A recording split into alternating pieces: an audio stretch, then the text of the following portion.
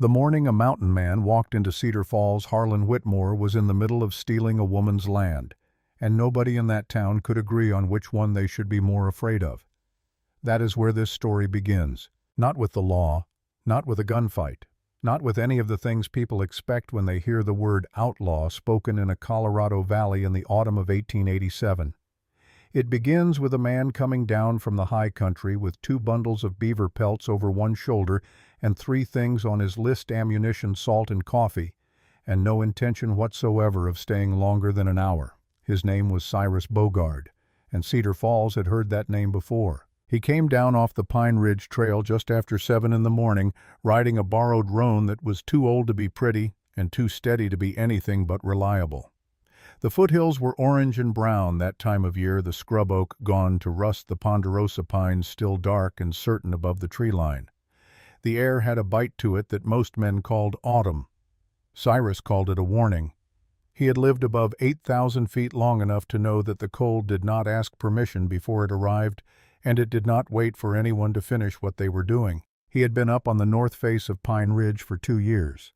Not in any single place he moved with the season, and the trapping, sleeping in a stone and timber shelter he had put together himself, or in a canvas lean-to when the shelter was too far. He hunted elk and mule deer. He ran a trap line along 3 creek drainages. He traded pelts at whatever settlement was closest and bought what he needed to survive the next stretch of cold. He did not think of it as a life exactly. He thought of it as what happened after prison, when a man could not find anything else that fit. 5 years in the Laramie Territorial Penitentiary had left him certain of a few things.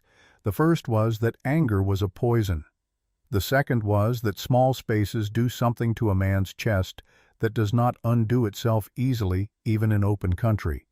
The third was that the world outside those walls had kept right on moving without him. And when he walked out through those iron gates on a cold March morning in 1885, not one single thing in it had been waiting for his return. He had gone to the mountains because the mountains did not care what he had done. He had stayed because he had started to prefer the silence. So the trip to Cedar Falls was not a choice exactly. His coffee had run out 6 days ago, and a man could endure a great many hardships that the high country threw at him, but running out of coffee was not one of them. He needed ammunition too, and salt for the hides, and so he had packed the pelts, saddled the roan, and come down. He planned to be back on the trail before noon. He smelled the town before he saw it. Wood smoke and horse dung and the particular mix of leather and lard soap that meant people lived close together. Cedar Falls sat in a shallow valley off the main road, maybe 400 souls, at last count, the kind of town that was not big enough to be important and not small enough to be overlooked. There was a main street with wooden sidewalks, a bank, 3 saloons, a general store, a feed store, a livery, a church, and a sheriff's office with a window that faced east, so the morning sun made it hard to see inside from the street. Cyrus rode in from the north end past the livery. The hostler looked up from his work, saw the size of him, saw the Sharp's carbine riding across his back, and looked down again. A woman carrying a basket crossed the street ahead of him and did not look up at all. That was how it went those first 2 minutes. Not loud the way trouble sometimes arrived, just quiet. The way a room goes quiet when someone walks in that people had been hoping would not. He tied the roan to the post in front of Tilson's trading post, unloaded the pelts, and carried them inside. Abe Tilson was 68 years old and had been buying and selling everything from beaver hides to Widowmaker rifles for 30 years in that valley. He was one of the few men in Cedar Falls who had known Cyrus's father back when the elder Bogard had run cattle in the Texas Panhandle and passed through the territory on the way north. Abe did not close the door when Cyrus walked in. He did not smile either, but he looked at the pelts with honest eyes and said, "Morning." "Morning, Abe." That was all. The transaction was business. Abe examined the pelts, named a price, and Cyrus accepted it without argument because it was fair. He bought his coffee first, then his ammunition, then a block of salt and a small tin of axle grease for the roan's hooves. He paid with the pelt money and had enough left for a meal which he did not take because eating inside a building in Cedar Falls required being seen inside a building in Cedar Falls, and he was not ready for that yet. He put his purchases on the counter, pulled on his riding gloves, and turned toward the window to check the roan. That was when he saw Whitmore. The banker was standing in the street outside, perhaps 40 feet away, beside a buckboard wagon. There was a woman beside the wagon. She was perhaps 30 years old, with brown hair pinned up under a plain bonnet, wearing a calico dress that had been mended carefully at the hem. She was not large, but she was standing straight. Her hands were folded in front of her apron. Her chin was up. Whitmore was doing the talking. Cyrus could not hear the words through the trading post window, but he did not need to. He had seen this before. Not this specific man, not this specific street. But this configuration, the way one person leans forward when they already know the outcome and the other person stands straight, because standing straight is the only thing left to them, he had seen it before. He had seen it in Laramie, where men in good suits came to the prison to discuss property with inmates who had no one on the outside to represent them. He had seen it in Tombstone years before, that where the men who ran the mining operations explained to the men who worked for them why the numbers had come out the way they had. He had seen it, if he was being honest, in Texas the last winter before everything fell apart, when men with paper came to talk to his father about the land. This was the same conversation, just a different street, just a different woman. He stood at the window and watched. The woman said something. Whitmore smiled. It was the smile of a man who had already decided what was going to happen and was simply waiting for the other person to arrive at the same conclusion. A boy appeared from behind the wagon. 8 years old, maybe 9, dark-haired, thin, wearing overalls with the cuffs rolled up. He was holding a small wooden horse and looking between his mother and the banker with the particular expression of a child who understood more than adults thought he did.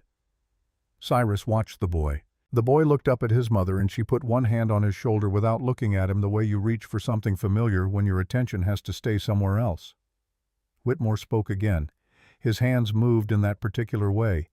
Patient, expansive, the gesture of a man explaining something obvious to someone he had already stopped believing would understand it.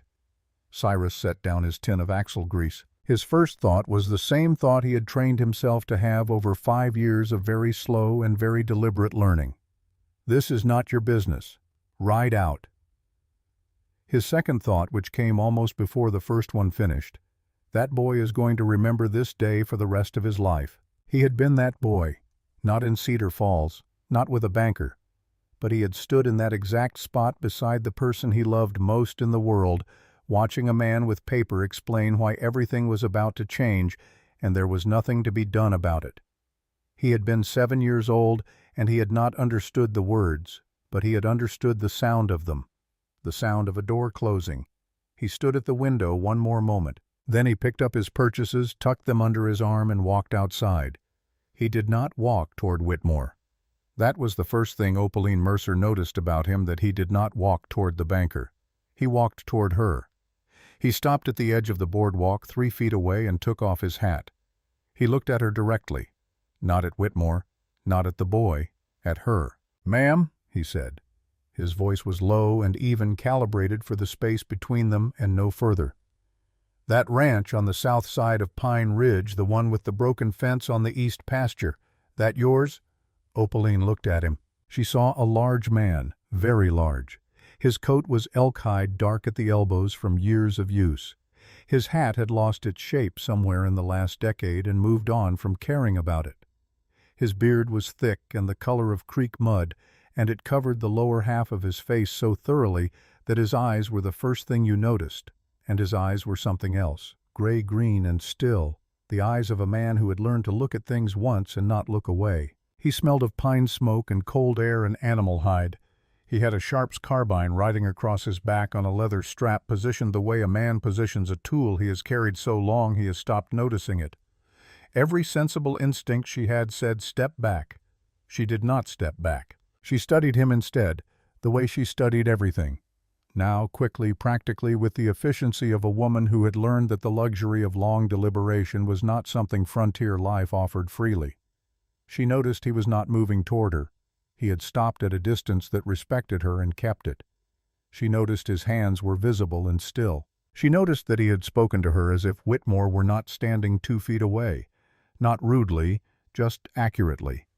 As if Whitmore's presence in this conversation were incidental to whatever he had come to say. "It is," she said. "Your east fence is down in 3 places. I can fix it. And the others. I know that country. I can cut winter wood, keep your stock from the wolves, run your lines." He paused. "If you need a hand through the cold months." Whitmore made a sound.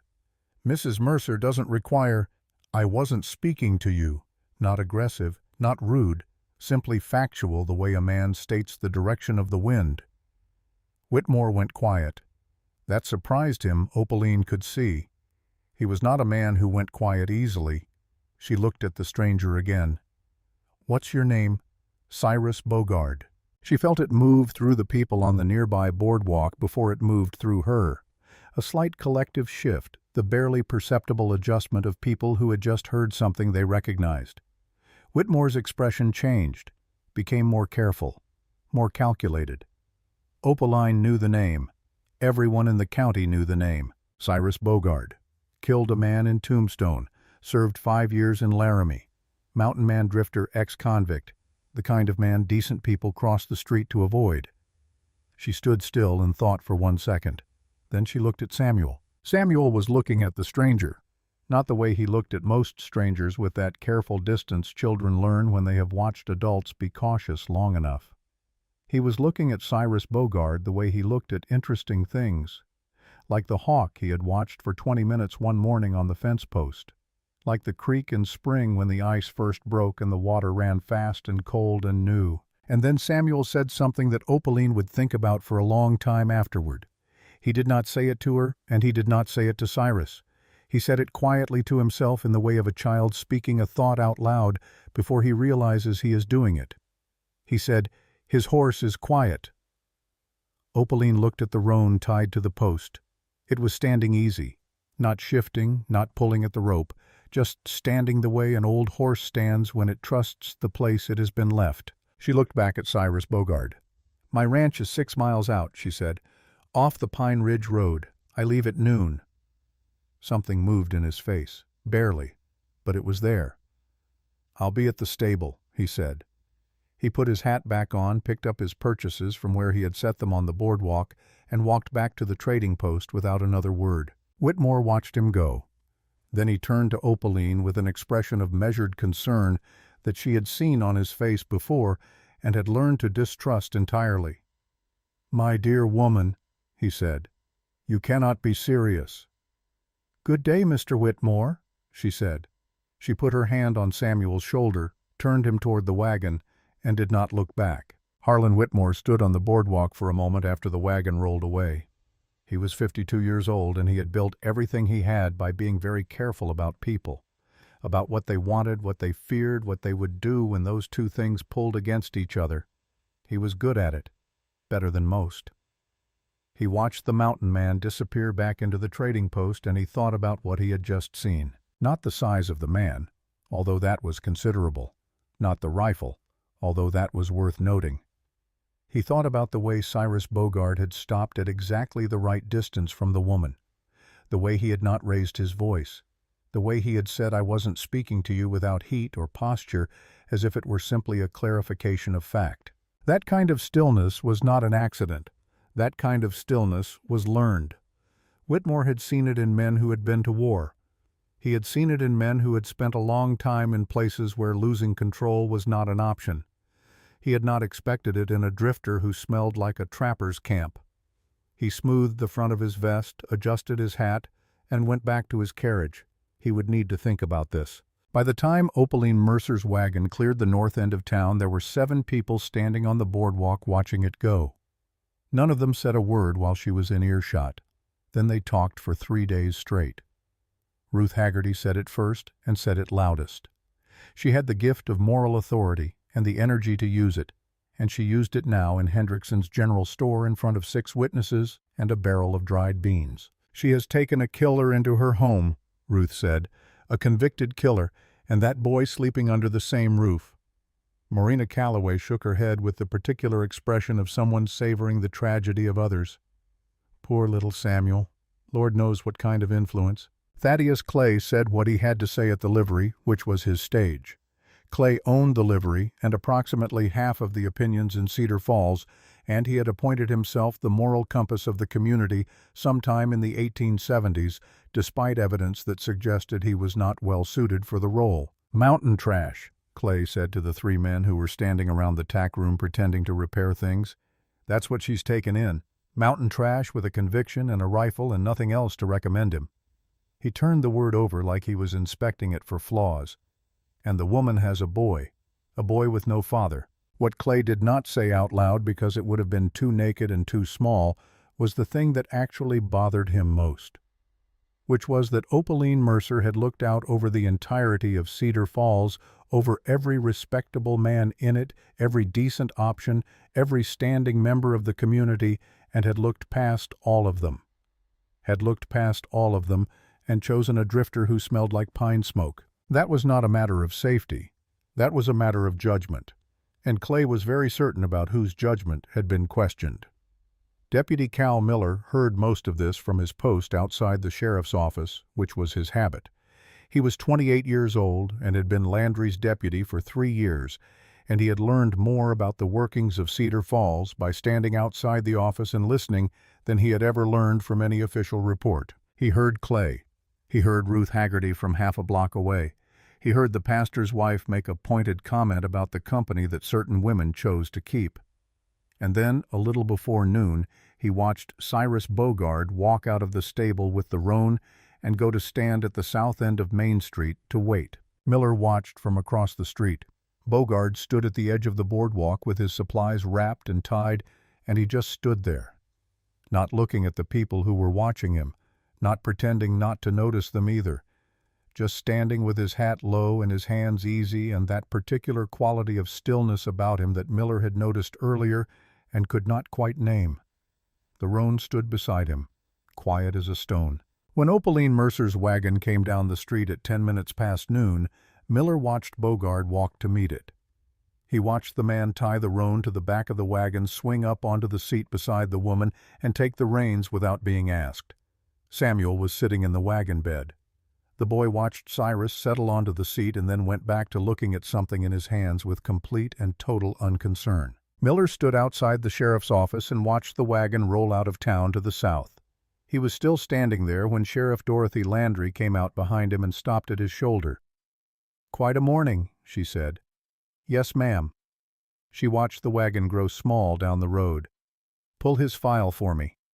"Already on your desk." She glanced at him sideways.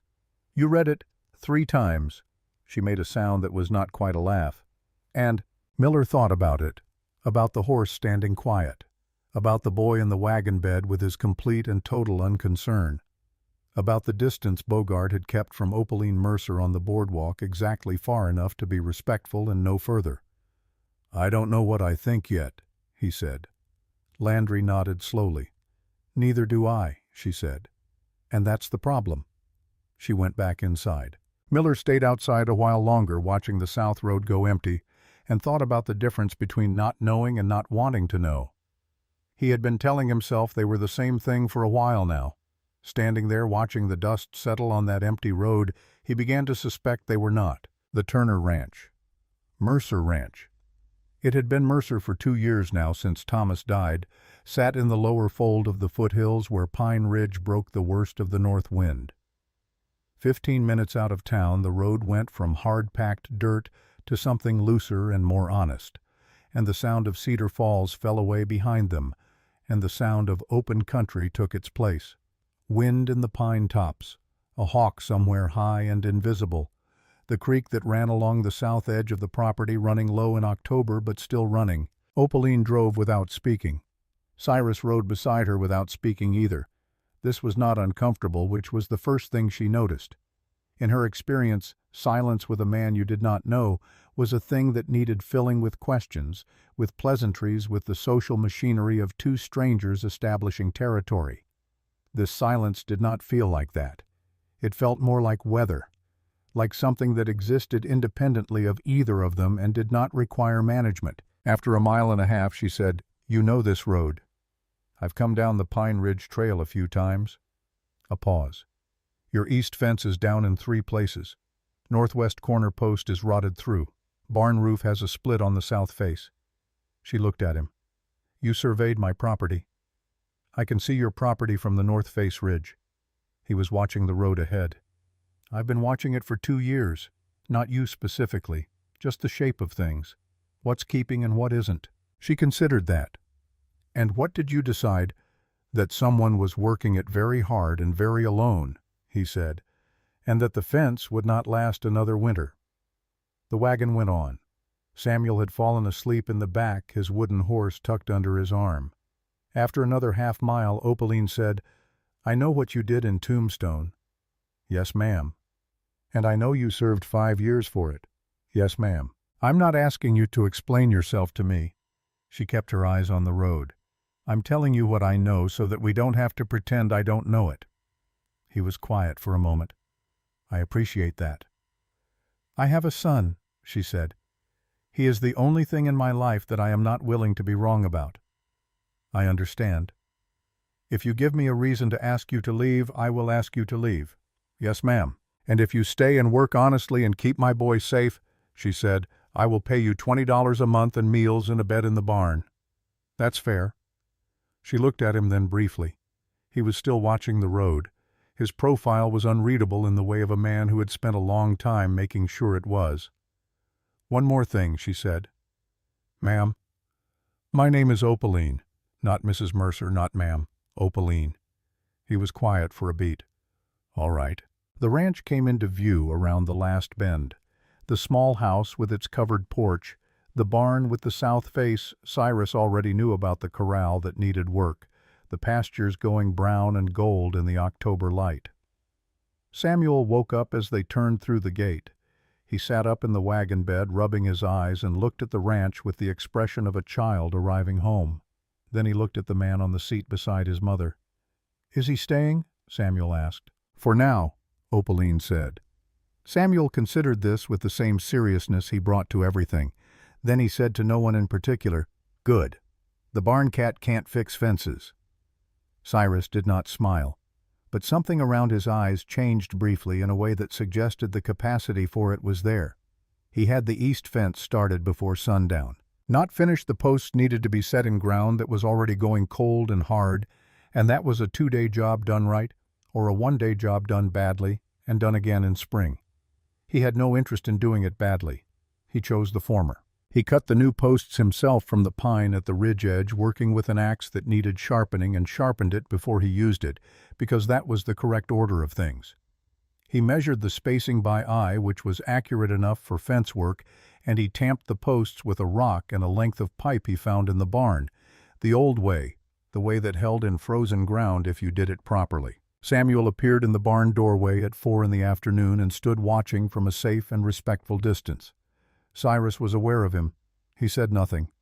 Samuel watched for 10 minutes. Then he picked up a small hammer from the workbench and turned it over in his hands. "Is that for the nails?" Samuel asked. "The staples," Cyrus said. "Wire needs staples, not nails." "Oh." A pause. "Can I do a staple?" "When we get to the stringing," Cyrus said. "Not today. Today is posts." "Okay." The boy set the hammer down carefully in the same spot he had picked it up from. Then he looked at Cyrus's hands on the post-hole tool. "Your hands are big." "They are. My dad's were big too." Cyrus worked the post into the hole. "That's so he could carry 2 bales at once." The boy's voice had a particular quality to it, not sad exactly, but carrying something, the way a person talks about someone they are still getting used to being in the past tense. "I can only carry 1. 1 at a time is all you need," Cyrus said. Samuel thought about that. "Is that true?" "Mostly." The boy stood a while longer, then went to help his mother bring the chickens in before dark. Cyrus watched him go, the small, serious figure in the overalls too big for him moving across the yard with purpose, and then turned back to the post. He held the tamp steady and drove it down. The ground was cold, but it gave. He worked until he could not see the fence line anymore, and then he cleaned his tools and put them where he had found them, and he went to the barn to check the horses before bed. The roan was in the 3rd stall. Opaline's 2 horses were in the 1st and 2nd. All 3 were settled. No signs of distress, no uneaten feed. He ran his hand along the roan's neck, and the animal blew softly through its nose. The house was lit. He could see the kitchen window from the barn door, The warm yellow of the oil lamp, the shape of Opaline moving behind the glass, the smaller shape of Samuel at the table, with something in front of him leaning over it, the way children lean over things they are trying to understand. Cyrus stood in the barn doorway for a moment. He thought about the mountain, about the north face cabin with its single window and its single lamp, and the absolute certainty of silence that settled over it by 7 in the evening and did not lift until the birds started at first light. He thought about how that silence had felt in the beginning like freedom.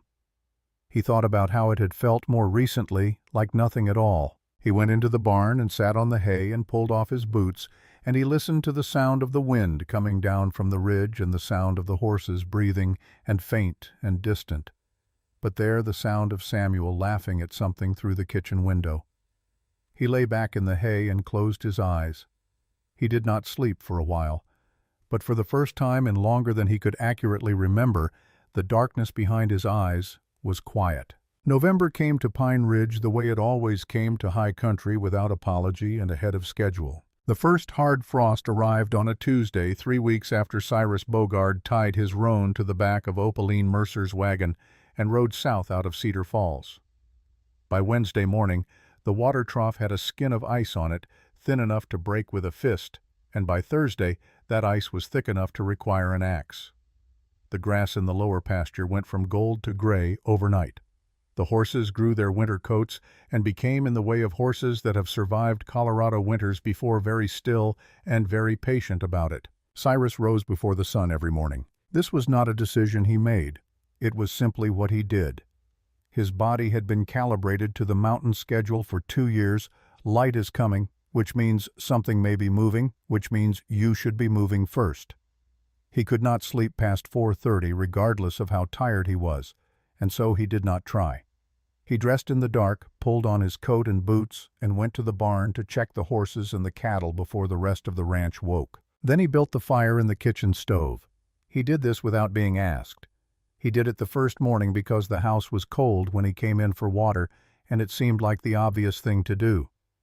He did it the second morning because he had done it the first. He did it every morning after that because it had become the first fixed point of the day, and fixed points mattered more than most people understood. On the 7th morning, Opaline came downstairs at 5 o'clock, and the fire was already burning and the coffee was already made, and Cyrus was not in the kitchen. She poured a cup and looked out the back window, and he was standing at the far corner of the yard facing east, both hands wrapped around his own cup, not doing anything. Just standing, like a man listening to something that had no sound. She watched him for a moment. She counted backward. 7 mornings. 7 fires already burning before she came down. She turned back to the stove and did not say anything about it, but she noted it the way she noted everything, precisely and without sentiment, and filed it somewhere she would be able to find it again. The east fence was finished by the end of the first week. The northwest corner post was replaced. The barn roof was patched with split pine shakes cut from the timber on the ridge edge, which was slower than using bought lumber but cost nothing, and would last 3 seasons if the pitch was right. Cyrus got the pitch right. He worked without stopping and without complaint and without performing the work for anyone's benefit. He did not report his progress. He did not ask for approval. He assessed what needed doing, decided the order in which it needed doing, and worked through that order with the same systematic patience he applied to everything. Samuel watched all of this with great attention. He had decided somewhere in the first 48 hours that Cyrus Bogard was the most interesting thing that had happened to the ranch in a long time. This was not a sentimental judgment. Samuel was not a sentimental child. He was a practical child, the way children become practical when they grow up watching a capable parent work very hard and still come up short. He had learned early that interesting was not the same as safe, and that useful was worth more than pleasant, and that actions were more reliable than words in almost every situation. By these measures, Cyrus Bogard was extremely interesting. He followed the man at a respectful distance for 3 days before saying anything. On the 4th day, he appeared in the barn while Cyrus was checking the horse's hooves and picked up the hoof pick from the floor without being asked and held it out. Cyrus took it, worked the hoof, set the foot down, looked at the boy. "You know horses," he said. "My father taught me some." A pause, the kind that meant something. He was good with them. Samuel said. The words carried that weight again, the past tense that a child is still getting used to. He could tell when one was off just by watching it walk. Good skill, Cyrus said. Come here. I'll show you what to look for in the cold months. Samuel came. They worked through all 4 horses in the quiet that had become their particular mode of communication. Cyrus doing explaining once and concisely, Samuel watching, and then doing asking only questions that needed answers. Samuel had a gift for this. He asked nothing unnecessary. He did not fill silence with noise. He watched Cyrus's hands with the focused attention of someone memorizing a procedure, not just witnessing one. When they were done with the last horse, Samuel said, "You lived on the mountain for a long time." 2 years. Before that, Laramie. What's in Laramie? Cyrus hung the hoof pick on its proper nail. A prison, he said. Samuel considered this with his usual seriousness. Mama said, I know. She said everyone deserves a second chance. Your mother is a wise woman. I know, Samuel said with the particular confidence of a child who has arrived at this conclusion independently and considers it settled. He picked up a small brush and began working the nearest horse's mane with it slowly the way Cyrus had shown him. Did you have a house before Laramie? Once. Where, Ma, or Texas? Why don't you go back? Cyrus was quiet for a moment. The barn was very still. Outside, the wind moved through the pine tops with a low sound like breathing. Nothing to go back to, he said. Samuel worked the brush through a tangle with careful fingers. He did not ask why. He had the wisdom rare in children and rarer in adults of knowing when a thing had been said completely and when pressing further would only break it. Okay, he said. They finished with the horses. Cyrus went back to the roof. Samuel went to help his mother with the garden before the ground froze it completely. And the conversation about Texas was put away, not forgotten, just placed somewhere quiet and left there. It was in the 3rd week of November that Cyrus picked up Opaline's mortgage papers. He had not been looking for them. He had been looking for a tack hammer that Opaline had mentioned was somewhere in the storage room off the kitchen. And the storage room was the kind of organized chaos that suggested a person who knew exactly where everything was and had no time to explain it to anyone else. He found the hammer. He also found stacked on the shelf above it a bundle of documents tied with kitchen twine. He would have left them there, except the top document was facing out, and the letterhead of the Cedar Falls Territorial Bank was visible, and below it the name Harlan Whitmore, and below that a figure with 2 lines drawn under it in the particular way of a man making sure you did not miss the number. Cyrus stood with the tack hammer in his hand and looked at the number. He had spent 5 years in the Laramie Territorial Penitentiary, and of those 5 years he had spent perhaps 3 of them in the prison library.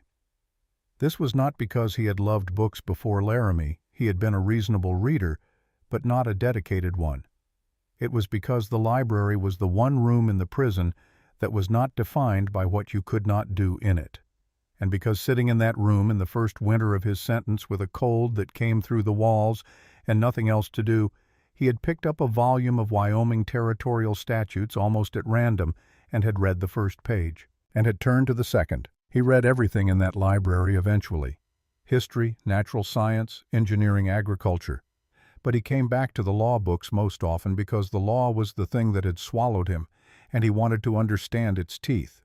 He read territorial statutes and federal land code and mortgage law and water rights ordinance, and he helped other inmates with their appeals and their petitions, and he got very good at reading documents the way a tracker reads ground, not just the surface of it but the story underneath. He stood in Opaline's storage room and looked at the number on the top document. The interest figure did not match what he understood the standard territorial mortgage rate to be. It was higher. Not dramatically higher, not so high that a person would notice it immediately without looking closely. Just enough to add up over 2 years to a significant difference in what was owed versus what should have been owed. He put the hammer under his arm. He stood there another moment. Then he put the documents back exactly as he had found them, tied the twine the same way, and left the storage room. That evening over the meal, salt pork and beans and cornbread which Opaline cooked without fuss, and which Cyrus ate with the appreciation of a man who had spent 2 years eating whatever he could hunt or trap. he said, not looking up from his plate. "Your mortgage papers, the interest figure on the current statement." Opaline looked at him. "Has that rate always been the same as the original note?" he asked. She was quiet for a moment. "I haven't compared them." "You might want to," he said. He did not say anything else about it. He ate his cornbread. Samuel told a long and convoluted story about something that had happened at school involving a goat and a spelling primer, and Cyrus listened to it with his full attention, and the evening went on. But Opaline was quiet in a different way for the rest of it. Thinking. He had been on the ranch for 26 days when flashback came for him. He did not call it that. He did not call it anything.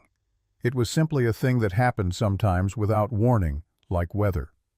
He was in the barn teaching Samuel how to hold an axe for splitting kindling. The boy's form was wrong, too much wrist, not enough shoulder, and Cyrus was correcting it the way he corrected everything, which was to say once correctly, and then wait for the person to try it themselves.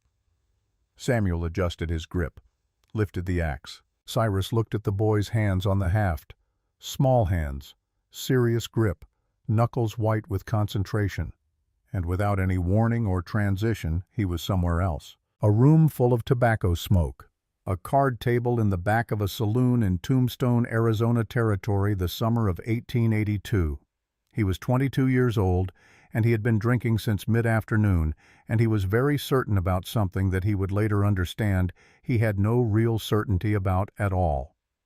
A man named Rufus McCord was on the other side of the table. McCord had been accusing him for 10 minutes of something Cyrus had not done in the escalating way of a drunk man who has decided he is right and is no longer interested in evidence. Then McCord stood up. Then there were hands and voices and the particular chaos of a small room with too many men and not enough light. And Cyrus remembered mostly the feeling of it, not the sequence, but the feeling hot and loud and very fast, until it was suddenly very slow. McCord going down. The corner of the table, the sound, Cyrus looking at his own hands in the sudden quiet of the room. Mr. Cyrus, he came back to the barn, to the smell of hay and horses, to the cold, clean air coming under the barn door, to Samuel standing in front of him with the axe in both hands, looking up at him with the steady attentiveness of the boy. "You okay?" "Yeah," Cyrus said. His voice came out even, which was the result of practice. "Hold it lower. Right hand down near the knob." Samuel adjusted, lifted, brought the axe down on the kindling block with a clean, accurate stroke that split the piece neatly. The boy looked at it, then looked up at Cyrus with a satisfaction that required no commentary. "Good," Cyrus said. He turned away and picked up the pieces of split kindling and stacked them without looking at his hands. By the time he had stacked 4 pieces, he was back in the barn, completely back in November, back in his body. The room in Tombstone was behind him where it belonged. It was always behind him. It did not go further away. But he had learned in 5 years of very deliberate work that it did not have to go away to be manageable. You carried it. That was all. You carried it, and you kept moving, and you were careful about what you picked up next. December came. With it came the cold that was not a warning anymore, but a fact, 20 degrees, and dropping the sky the particular yellow-gray that Cyrus knew the way he knew his own name. He spent the afternoon of the first heavy cold day moving the cattle to the near pasture closer to the barn. He did not explain why. He just did it. He cut extra wood. He checked the water lines from the creek. He brought an extra week of hay into the barn loft and secured the loft door so the wind could not work it open. Opaline watched him do all of this and said nothing. By 8 o'clock that night the wind was up.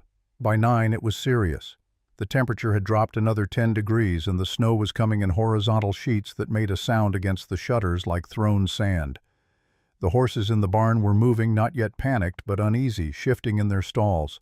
At 10:30, the gray gelding, the old one, the one that had been spooky all its life and had not gotten better about it with age, put its shoulder through the corral rail on the north side and went. Cyrus was at the barn door before Opaline reached the window. "Stay with the boy," he said. "That horse is worth—" "I know what he's worth." Not sharp, not dismissive, just direct in the way of a man who has assessed a situation and arrived at a conclusion and does not have time to explain the working. Stay with the boy. He went into the storm. The storm was not friendly to him. It did not care who he was or what he knew about weather or how many winters he had survived in worse conditions. It pushed against him with the impersonal brutality of a natural thing that has no opinion about the people it inconveniences. The snow was deep already at the corral, and getting deeper, and the track of the gray gelding was visible for maybe 30 feet before the wind erased it. Cyrus stood at the corral fence and read what was there before the wind took it. The horse had gone north. The fence there was lower. The gray had always known that, had always tested it, and it would have followed the tree line because animals in distress follow cover. There was a stretch of old wire fence at the bottom of the creek drainage, maybe 200 yards out, a remnant of some earlier attempt at property division that no one had gotten around to removing. The gray would go north, and it would find that wire in the dark. He went north. He found the horse 20 minutes later hung up in the old wire at the creek drainage the way he had known it would be. The animal was in a controlled panic, not thrashing yet, which was the difference between a manageable situation and a very bad one. Cyrus approached from downwind and from the side, moving slow and talking low in the way he talked to all animals, which was to say with the tone of a person who has already decided everything is going to be fine and is simply informing the other party. The wire had caught the gray's left foreleg at the pastern and looped once around the hock. It was not cutting yet, but it would. Cyrus had the leather gloves he wore for fence work, and he used them now, working the wire back the way it had gone on, which required him to kneel in the snow and work partly by feel in the dark. The horse moved twice. He talked it still both times. It took 11 minutes. He knew because he had learned in the mountains to count his minutes when his hands were occupied and his mind needed something to do. The wire came free. The gray shook its leg and stood shivering. Cyrus ran his hand down the foreleg and found the skin intact. The wire had raised a welt, but not broken through. He got the lead rope on and walked the horse back. The wind fought him the entire way. By the time he pushed through the barn door with the gray gelding behind him, he had been gone 2 hours.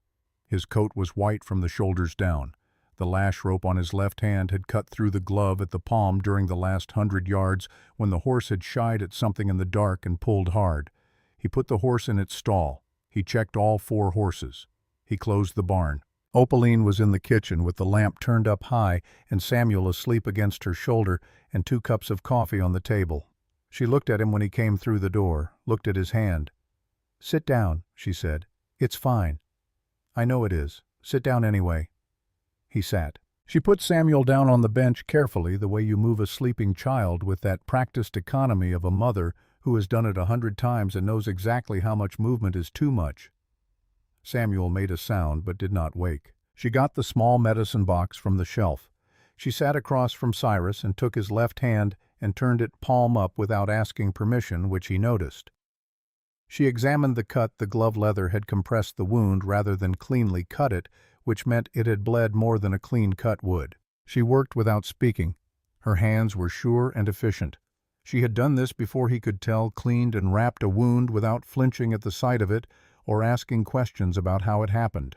He sat still and let her do it. He was not used to this. That was the simplest way to say it. He was not used to being the one whose hands were being attended to. For 5 years in prison and 2 years on the mountain, he had managed every injury himself, quietly, practically, with whatever materials were to hand.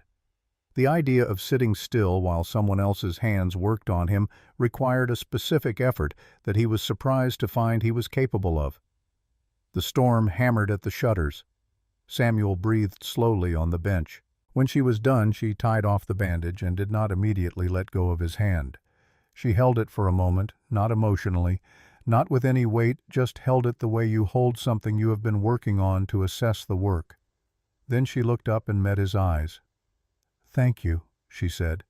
It was a simple thing, but it had weight in it, the particular weight of a person who does not say things they do not mean. "The horse is sound," he said. "Wire welt on the left foreleg, no break in the skin. I'll look at it in the morning." "No need. I'll dress it before I start on the fence repair." She nodded. She let his hand go. She picked up her coffee cup and held it in both hands and looked at the table. The storm went on outside. After a while she said quietly so as not to wake Samuel, "Do you miss it, the mountain?" He thought about it honestly. Parts of it. Which parts? "The quiet," he said, "knowing what you have to do each day, no more and no less."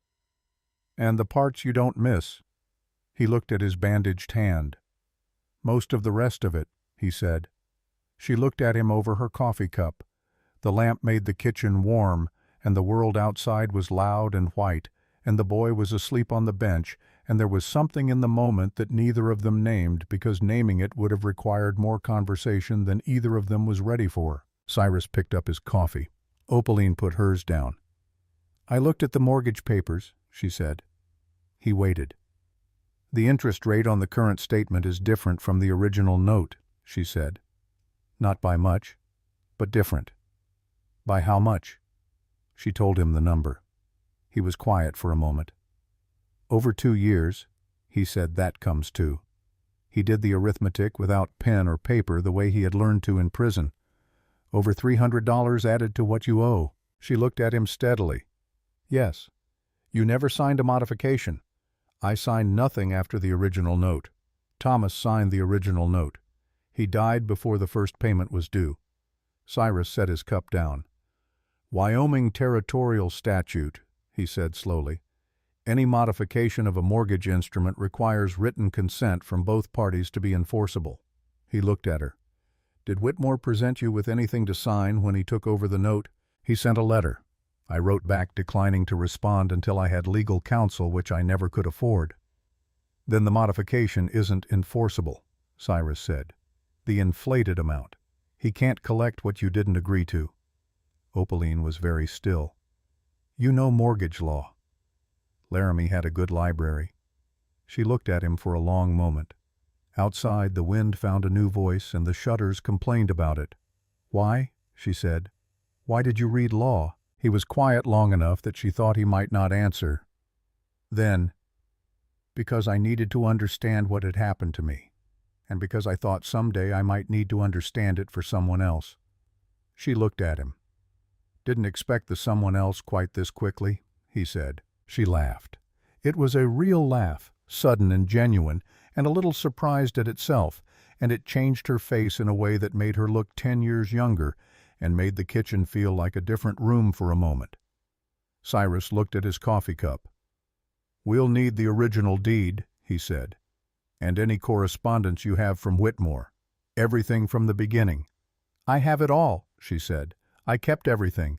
Thomas always said to keep everything." "Thomas was right." She nodded. Something had shifted in her face, not softer exactly, but more open. The way a door looks when it is not locked, even if it is not yet open. "Get some sleep," Cyrus said. He stood and put his cup in the wash basin and picked up his hat. "I'll be up before the storm breaks to check the fence line." He went to the barn. He lay in the hay for a long time listening to the storm work itself out against the roof, and thought about the number on that document and what it meant and what they had and what they would need. His mind moved through it the way it moved through terrain, methodically looking for the path, noting the obstacles, deciding the order of approach. He did not think about the kitchen.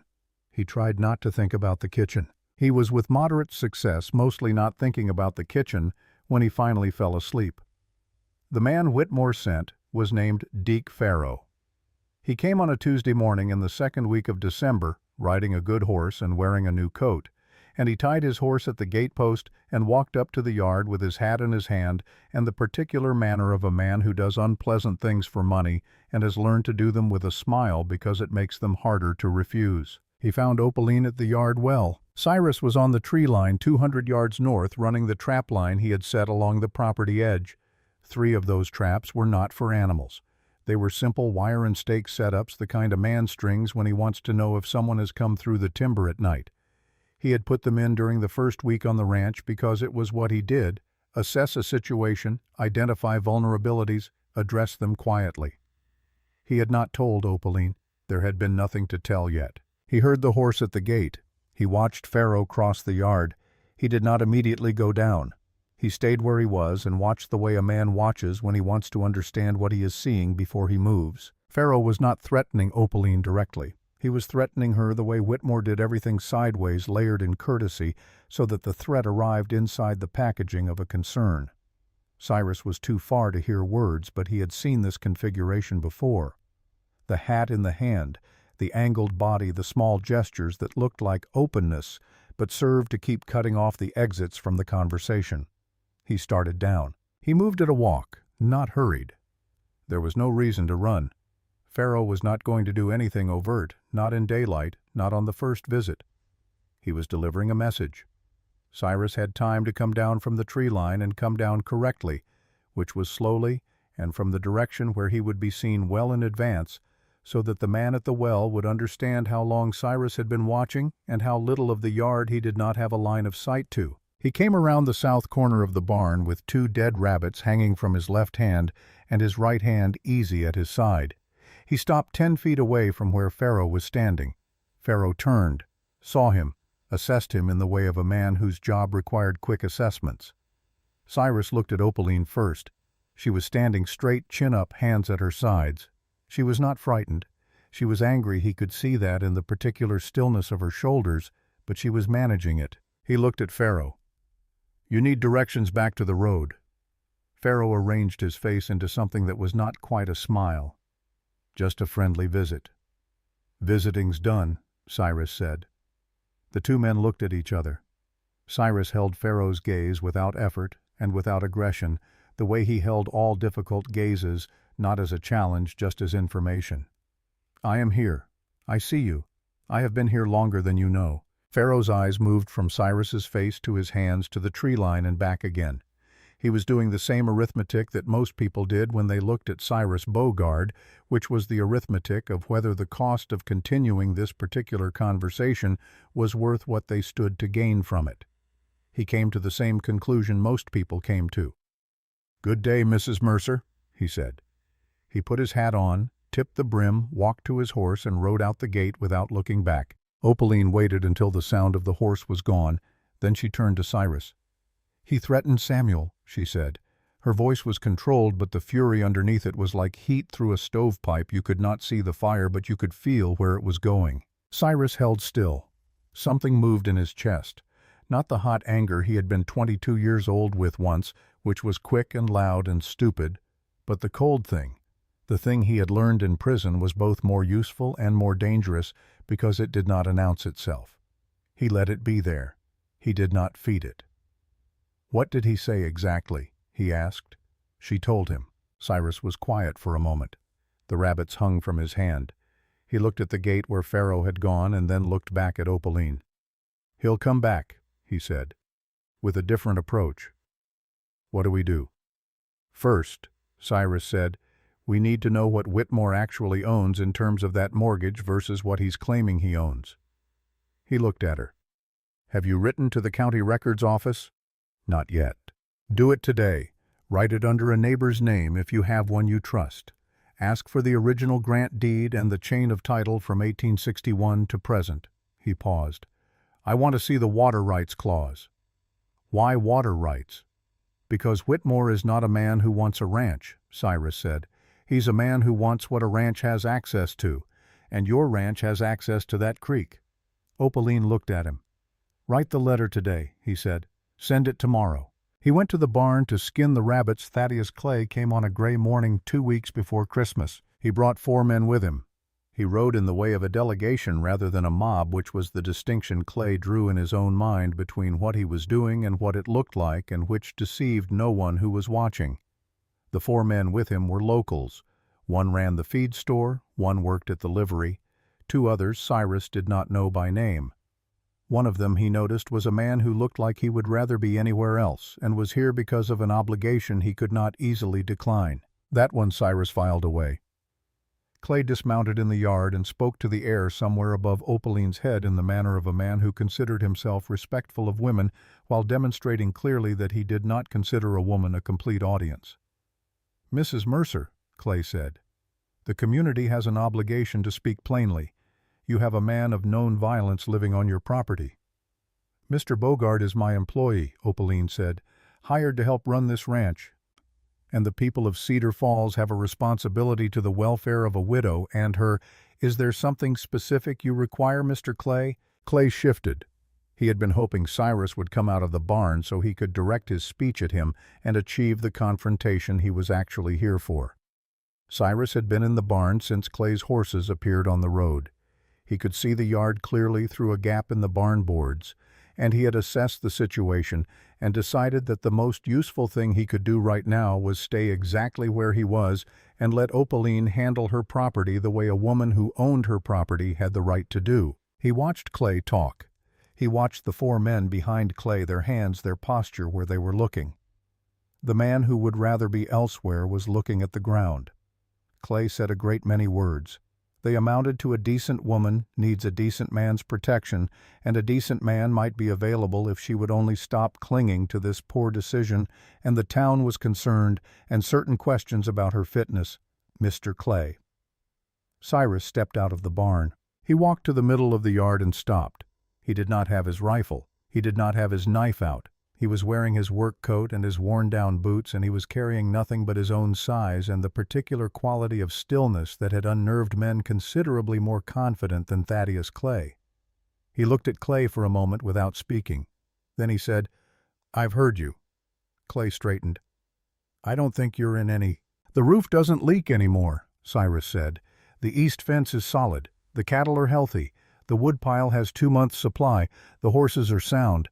That boy in there can name 7 constellations and read a weather front, and he sleeps at night without being afraid." He paused. "What have you done for her?" The silence that settled over the yard had a particular quality to it, heavy and attentive. Clay went red. "Now you listen here." "I have," Cyrus said. "For about 10 minutes. I'm done now." He looked at the other 4 men. The one who would rather be elsewhere was still looking at the ground. "You men have ranches of your own, fences that need work, stock to feed before the deep cold." He let that sit. "Roads that way." Clay's hand moved, not toward his gun. He was not quite that kind of man. Just a gesture large and indignant, the gesture of someone who had prepared a speech and is discovering it is not having its intended effect. "This isn't finished, Bogard." "Likely not," Cyrus said. "Road's still that way." Clay looked at Opaline one more time, the look of a man who wants to be seen as the reasonable party in a situation he himself has created. Then he mounted up, and the 4 men mounted behind him, and they rode out the gate. Cyrus watched them go. He stayed in the yard until the sound of the horses had gone completely. Then he turned and looked at Opaline, who was standing on the porch with her arms crossed, and an expression on her face that he had not seen on her before. Not angry. Something past anger. Something more like the look of a person who has confirmed something they suspected and do not particularly enjoy being right about. "He won't let this go," she said. "No," Cyrus agreed. "Whitmore sent him." "Whitmore organized him," Cyrus said. "Clay came himself because he wanted to. Those are different things." He looked at the road. "Whitmore doesn't need Clay to be angry. He just needs Clay to be loud." "And what does Whitmore need?" Cyrus was quiet for a moment. He thought about the number on the mortgage document. He thought about the water rights clause he had not yet seen. He thought about Deke Farrow's easy smile and the direction he had ridden out. "He needs you to run out of options," Cyrus said, "before you figure out that you have more than he wants you to think." Opaline looked at him steadily. "Have I got more options?" "I believe so," he said. "But I need to see that deed first." She nodded. She unfolded her arms. She went back inside. Cyrus stood in the yard a moment longer. He looked at the road, at the tree line, at the clouds building over the ridge to the northwest. He looked at the house with its repaired roof and its lit windows. He looked at the barn he had made sound against the winter. He was not a man given to sentiment about places. He had not been anyway. Not for a long time. He was becoming, he realized, somewhat uncertain about that. He went back to the barn to finish the day's work, and the cold came down from the ridge with its usual indifference, and the ranch stood against it the way it was learning to stand against most things quietly and without giving ground. February came to Pine Ridge the way deep winter always comes to high country, not as a new arrival, but as a confirmation. The cold that had been threatening since November finally committed itself fully, and the ranch woke each morning to a silence so complete and white that it felt less like weather and more like a decision the world had made about itself. The days were short. The work filled them anyway. Cyrus had settled into the rhythm of the ranch the way water settles into the shape of a container, not by forcing anything, just by being present long enough that the fit became natural. He knew where every tool was kept. He knew which horse needed the left rein held slightly shorter on cold mornings. He knew that Samuel ate slowly when he was thinking about something and quickly when he was not, and that Opaline always checked the sky once before she came inside at the end of the day, and that the barn cat, despite all evidence to the contrary, could not actually catch the mouse that lived under the feed sacks and had made peace with this. He knew the shape of the ranch the way he had once known the shape of the mountain, from the inside out.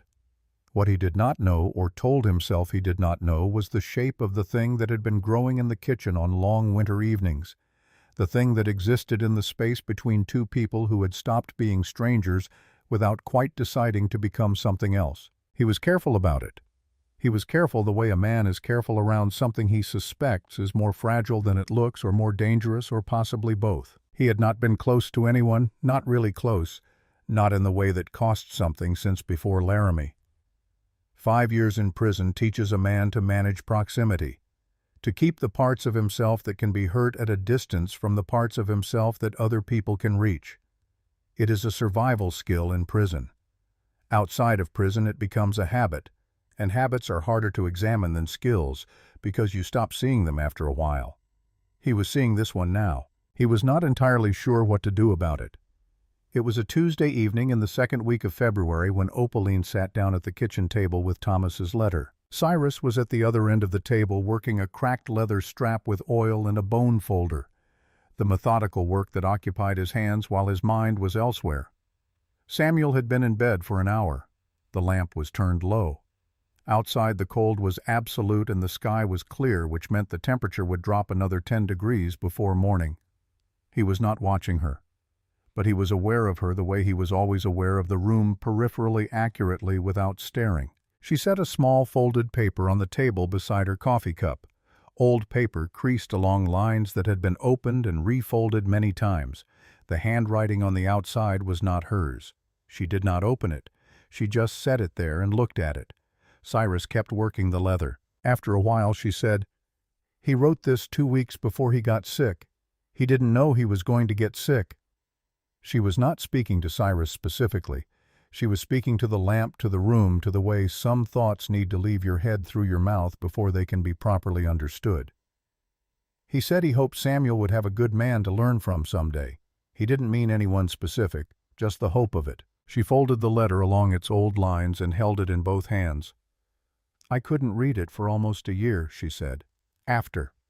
Cyrus set the leather strap down. He looked at his hands on the table, looked at the lamp. He had not been asked anything. He was not owed an explanation, and she was not requesting one.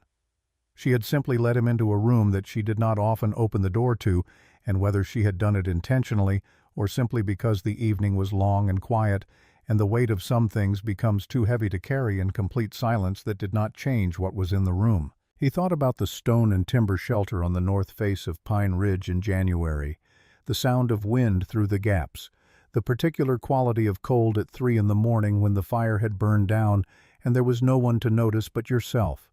He thought about choosing to keep quiet, as he had kept quiet about most things for most of his life, and what that had cost him, and what it had not cost him, and which of those things he was more tired of. "I was 22, he said. She looked at him. "In Tombstone, the night it happened." His voice was level, not performed, just even the way he had learned to speak about things that mattered, which was carefully and without decoration. "I had been drinking since the afternoon. There was a card game. A man named Rufus McCord." He was quiet for a moment. "He said I was cheating. I wasn't. But he'd made up his mind, and a drunk man with a made-up mind is not a man you can reason with." He looked at the lamp. It got loud, then physical. McCord was drunker than I was, which I didn't account for properly. He came at me, lost his balance, went down on the corner of a table. He stopped there. "He didn't wake up," he said. 3 days later. The kitchen was very still. "I lost my temper," he said. "I pushed back when I should have walked away. That is what I did, no more and no less. I have spent a long time being precise about that because I found out in Laramie that a man can make himself believe almost anything about what he did if he's not careful. I was careless. A man died. I served 5 years for it." He picked up the leather strap and set it down again. "I'm telling you because you let me into something," he said, and that seemed like the right response to it. Opaline looked at him for a long moment. Her hands were still folded around Thomas's letter. "The court," she said. "Was it honest?" "I've thought about that," he said. "For 5 years I've thought about it. The judge had a connection to the mining company McCord worked for. Whether that affected the verdict or just the sentence, I never found out." "What company?" "Consolidated Interests out of Denver." He looked at her. "That's why I wanted to see the land deed, because men like Whitmore don't usually work alone." She held his gaze. Something moved in her expression, a shift like a key turning something lining up that had been slightly misaligned. "Has Whitmore ever mentioned Denver to you?" Cyrus asked. "Once," she said slowly. "When he first approached me about the mortgage. He said he had investors who were interested in the valley's development. He said it the way people say things they want you to hear but not examine." Cyrus nodded. The lamp flame moved in a current neither of them caused. "I have not had a woman," he said quietly and simply, "in 5 years of prison and 2 of mountain." He said it the way he had said everything tonight, straight and plain and without any purpose other than the truth of it.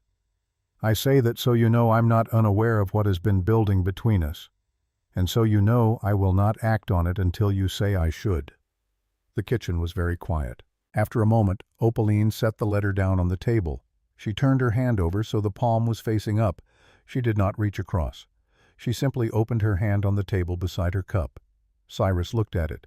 He reached out slowly and set his hand down beside hers on the table so that the edges of their fingers were touching. Not holding, just touching. Neither of them moved for a long time. Outside, the deep winter cold pressed against the shutters, and the lamp burned and the ranch held itself together in the dark. Samuel slept in the back room, and the horses were quiet in the barn, and the letter Thomas Mercer had written about hope sat on the kitchen table between 2 people who were very slowly learning what hope looked like when it was not a concept, but a fact. March arrived cold, and then warmer, and then cold again the way the shoulder of winter moves when it is deciding whether to leave. Opaline had been corresponding with the county records office in Redstone since December, carefully through the postal address of her nearest neighbor 3 miles south. She had written as inquiries rather than requests, worded them in the dry and administrative language she had learned from reading Cyrus's explanations of how these things were handled, and she had waited. The response came on a Thursday, carried by the postal rider who had been increasingly punctual since Deputy Miller had apparently said something to him about it. She read it at the kitchen table while Cyrus was at the fence line. She read it once, then she read it again. Then she sat with her hands flat on the paper and looked at the wall for a period of time she could not have accurately measured. Then she went to the fence line. "Come inside," she said. "There's something you need to see." The documents covered the kitchen table completely. 3 separate stacks organized the way Cyrus had taught her, chronological within each stack, each document flagged where it needed to be with a strip of torn cloth. The original mortgage note from 1861 filed by Thomas's father when the ranch was first established. The deed of transfer when Thomas inherited. The modification notice Whitmore had sent after Thomas died. The correspondence that followed. And one more document which she had placed to the side. Cyrus sat across from her and read everything in the order she had laid it out. He read without speaking, which was how he read everything fully, without shortcuts, turning pages, with the deliberate hands of a man who understood that the details were where the important things were hiding. When he finished the mortgage documents, he looked up. "The interest modification," he said. "There's no signed consent." "None," Opaline said. He sent the modified statement as if it were a notification rather than a contract change. Most people wouldn't know the difference. "I didn't know the difference," she said. Until you explained the statute. Cyrus looked at the figures again. Over the 2 years since Thomas died, you have been paying interest on a debt that does not legally exist, he said.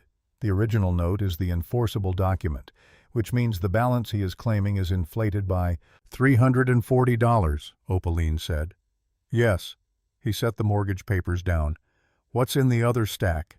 She slid it across. He picked up the deed of the original land grant, dated 1861. Thomas's father's name at the top. The property description took 2 pages. The foothills location, the acreage, the boundaries, the creek drainage along the southern and eastern edge. He read the creek description twice. He turned to the 3rd page. Near the bottom, in this precise and slightly archaic language of 1861 territorial land grants, was a clause about water access. It took 3 sentences. The first established the creek as a natural boundary. The second confirmed its inclusion within the property. The third granted to the Mercer family their heirs and assigns water rights in perpetuity to the creek drainage and all tributaries thereof in recognition of prior homestead establishment.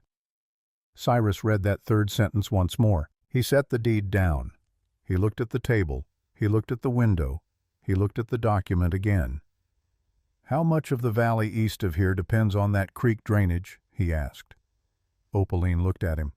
Most of it. The East Valley has 3 ranches and what's left of the old mining operation above the ridge. They all pull from the same drainage. Who controls the distribution point? She was quiet for a moment.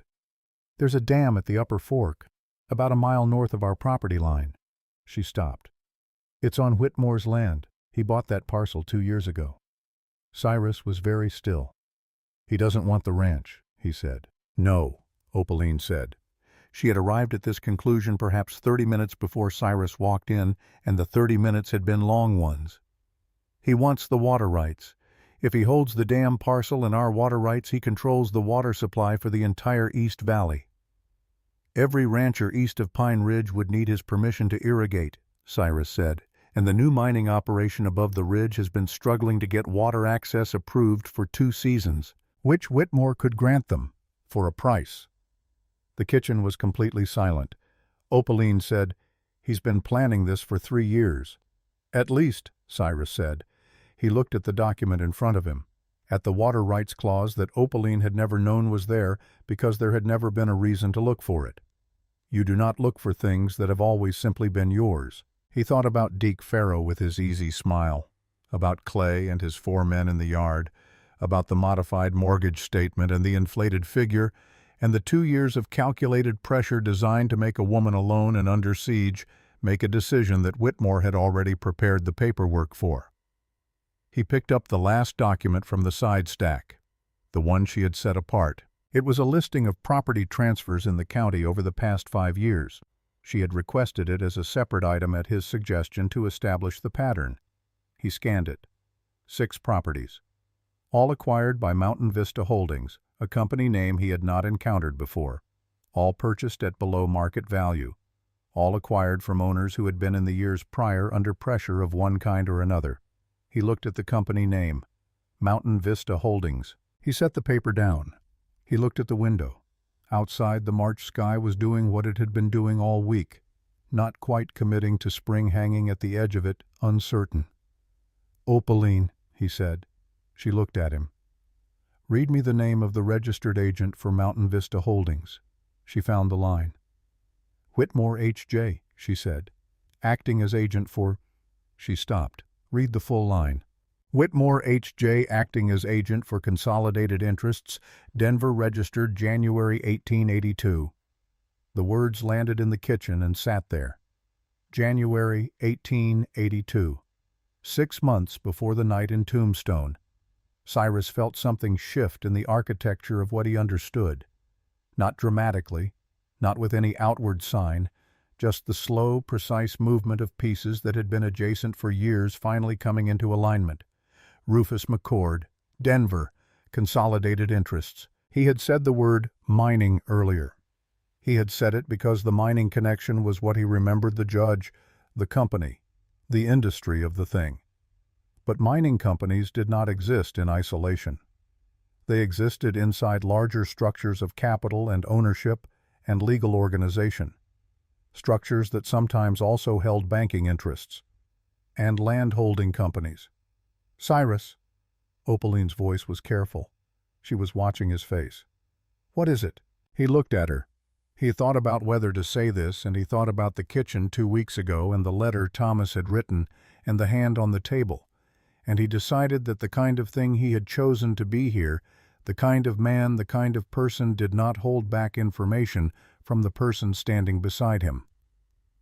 "McCord," he said. "The man from Tombstone. He worked for a company called Consolidated out of Denver." "Yes," she said slowly. "And Whitmore holds his interests under the same Consolidated registration." She looked at him. The implication moved across her face with the precision of a woman who understood things quickly. "You think Whitmore knew McCord," she said. "I think McCord worked for Whitmore," Cyrus said. "The same way Farrow works for Whitmore. The same way anyone works for a man like that for money, with the understanding that the man never gets his hands dirty." He stopped. Then he said the rest of it because the rest of it needed to be said. "I think Whitmore needed me gone from Tombstone before I could connect those interests to the land scheme that was already in motion. McCord was a problem in Tombstone, aggressive, visible, making enemies. He was going to draw attention to himself and to the people behind him." A long pause. "I think McCord was sent to that saloon, that night, to that card game." Opaline was very still. "And you were there," she said. "And I was there." His voice was even. He had had 26 years to practice keeping his voice even about this night, and it showed. "And I was 22 and angry and not thinking clearly, and what happened happened. And I went to prison. And Whitmore's man was removed from the board quietly, and Whitmore had no further problem from that quarter." "And you were in Laramie for 5 years," she said. "Yes." "And now you're here." "Yes." She looked at the table, at the documents, at 5 years of carefully constructed fraud laid out in paper and ink under the kitchen lamp. "Now we know why he needed you gone," she said. "Yes." "Doesn't change what you did." "No," he said. "It doesn't. But it changes who has been profiting from it." They sat with that for a moment. The lamp burned. The house was quiet around them. "We have enough," Cyrus said. "The modified mortgage without consent, the water rights claim, the pattern of acquisitions under Mountain Vista, the Denver connection." He looked at the documents. "It's enough to file for an injunction. Stop any foreclosure action while the fraud claim is investigated." "Who do we file with?" "The territorial court in Redstone. The water rights violation is federal grant territory. It's outside county jurisdiction, which means it's outside Whitmore's reach into county offices." He looked at her. "We need Landry to carry the filing. She's the only legal authority who can compel the court to act quickly." "Landry works for Whitmore." "Landry works for herself," Cyrus said. "She has let Whitmore use her office because it was easier than not letting him. Those are different things. I think she knows the difference." Opaline looked at him. "And if she doesn't, then we find another way," he said. "But I think she does." He began organizing the documents into a single, clear sequence, the kind of order that told a story to someone reading it for the first time, the way he had learned to organize materials for the prison appeals he had helped write. Each document explained the one that followed. Each piece of evidence pointed at the next. By the time he was finished, the story was undeniable on the table in front of them. He looked at it for a moment. "Write the letter to Landry tonight," he said. "I'll help you with the citations." She picked up her pen. Sheriff Dorothy Landry came to Pine Ridge on a Thursday evening alone. She tied her horse at the gate post and walked to the house with her hat in her hand, and the particular manner of a person who has been thinking about something for a long time and has finally decided to stop thinking and start doing. Opaline let her in. Cyrus was already at the table. Landry sat down and read the documents without speaking. She was a thorough reader. She went through everything twice and asked 3 questions, one about the date of the modification notice, one about the chain of title on the dam parcel, one about the Denver registration. Opaline answered all 3. Cyrus supplemented with the statutory references. When Landry finished, she placed her hands flat on the table and looked at the ceiling for a moment. Then she looked at Cyrus. "You put this together," she said.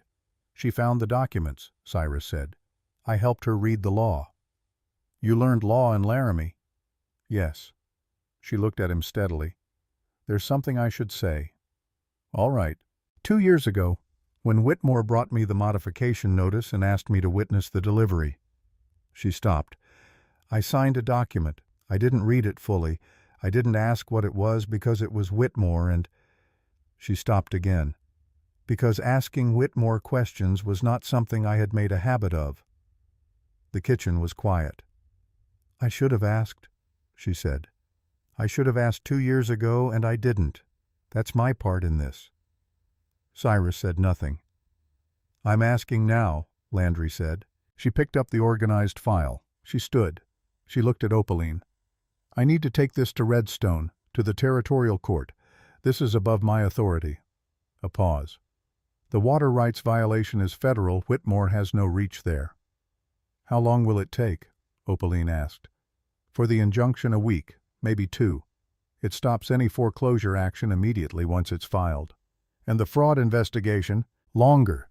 But the injunction is what you need first." Landry looked at the documents in her hand. "This is thorough work. Whoever helped you organize this—" She looked at Cyrus briefly. "Did good work." She moved toward the door. Then she stopped. "Bogard." "Sheriff." She did not turn around fully, looked at the door. "I read your file in '85 when you came through the county, the night in Tombstone." A long pause. "I knew McCord's employer, not well, but I knew the name." Cyrus waited. "I should have looked harder at that," she said, "when I had the chance." She opened the door and went out. Cyrus and Opaline listened to the sound of her horse until it was gone. "She'll do it," Opaline said. "Yes," Cyrus said. "How do you know?" He looked at the table, at the cleared surface where the documents had been. "Because she said what she said," he told her, "and people who say things like that are usually ready to do something about them." Whitmore's answer came 4 nights later. Cyrus had been waiting for it.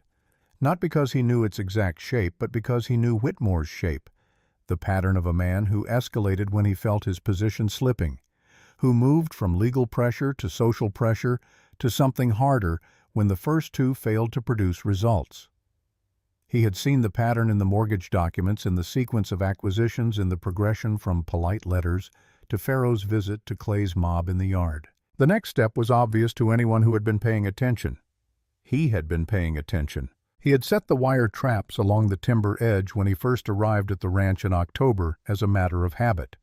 Simple setups, a length of wire staked between 2 trees at knee height, angled slightly so that a person moving through the dark would feel the tension but not immediately fall, giving Cyrus the 3 or 4 seconds he needed to be aware before they had fully committed to their approach. He checked them every morning when he ran the trap line. He reset them when the weather disturbed them. On the 4th night after Landry left for Redstone, the first wire went at 10 o'clock. He was already awake.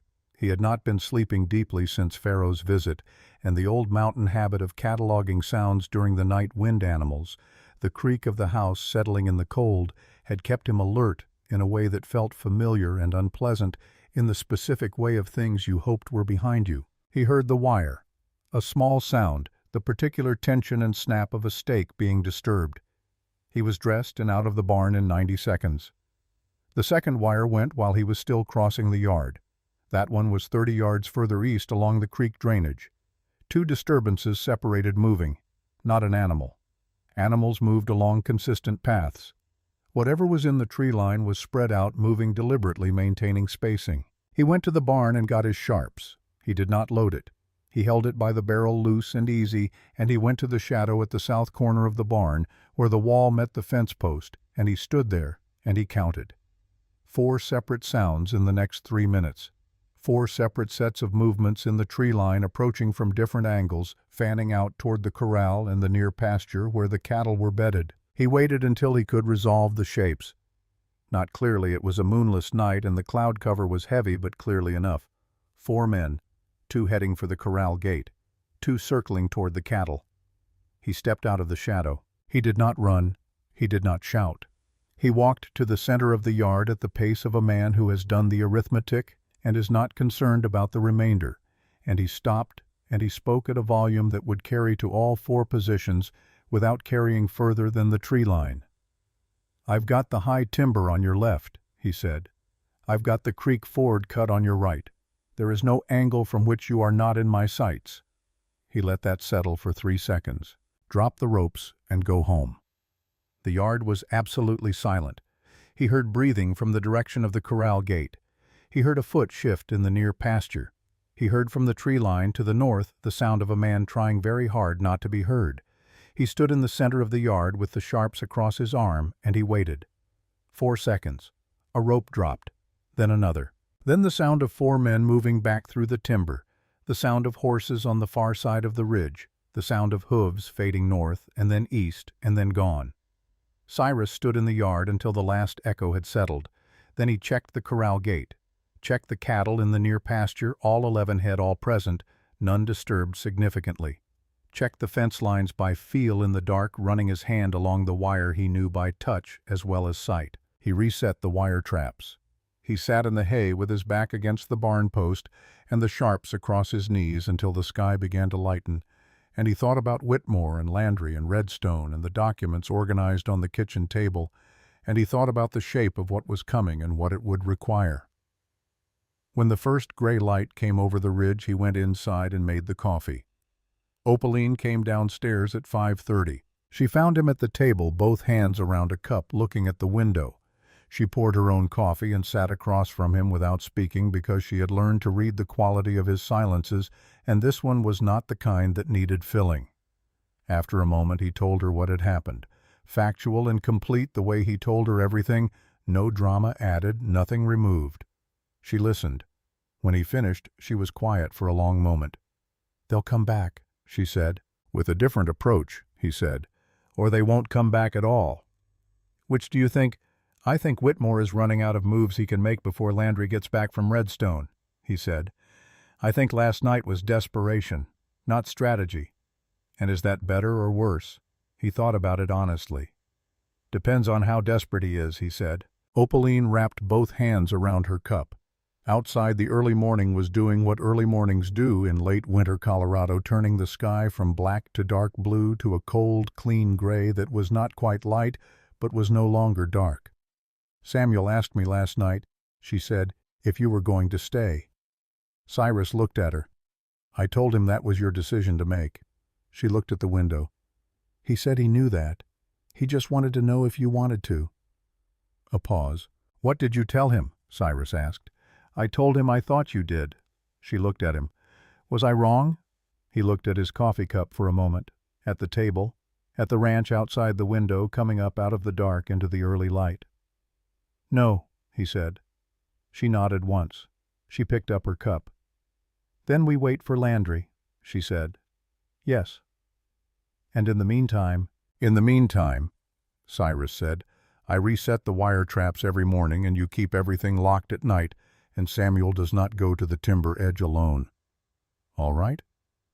And we get the fence on the west side finished before the ground softens," he said, "because the posts will be easier to set while there's still frost in it." She looked at him. Something moved in her face that was not a smile and not a smile, somewhere between the two, in the particular register of a person recognizing something they had not been looking for and finding that they are not entirely sorry it arrived. "You were thinking about the fence," she said. "The fence needs to be done," he said. She shook her head slightly and picked up her coffee. Samuel came downstairs 20 minutes later in his socks, his hair going 6 directions, dragging a boot in each hand.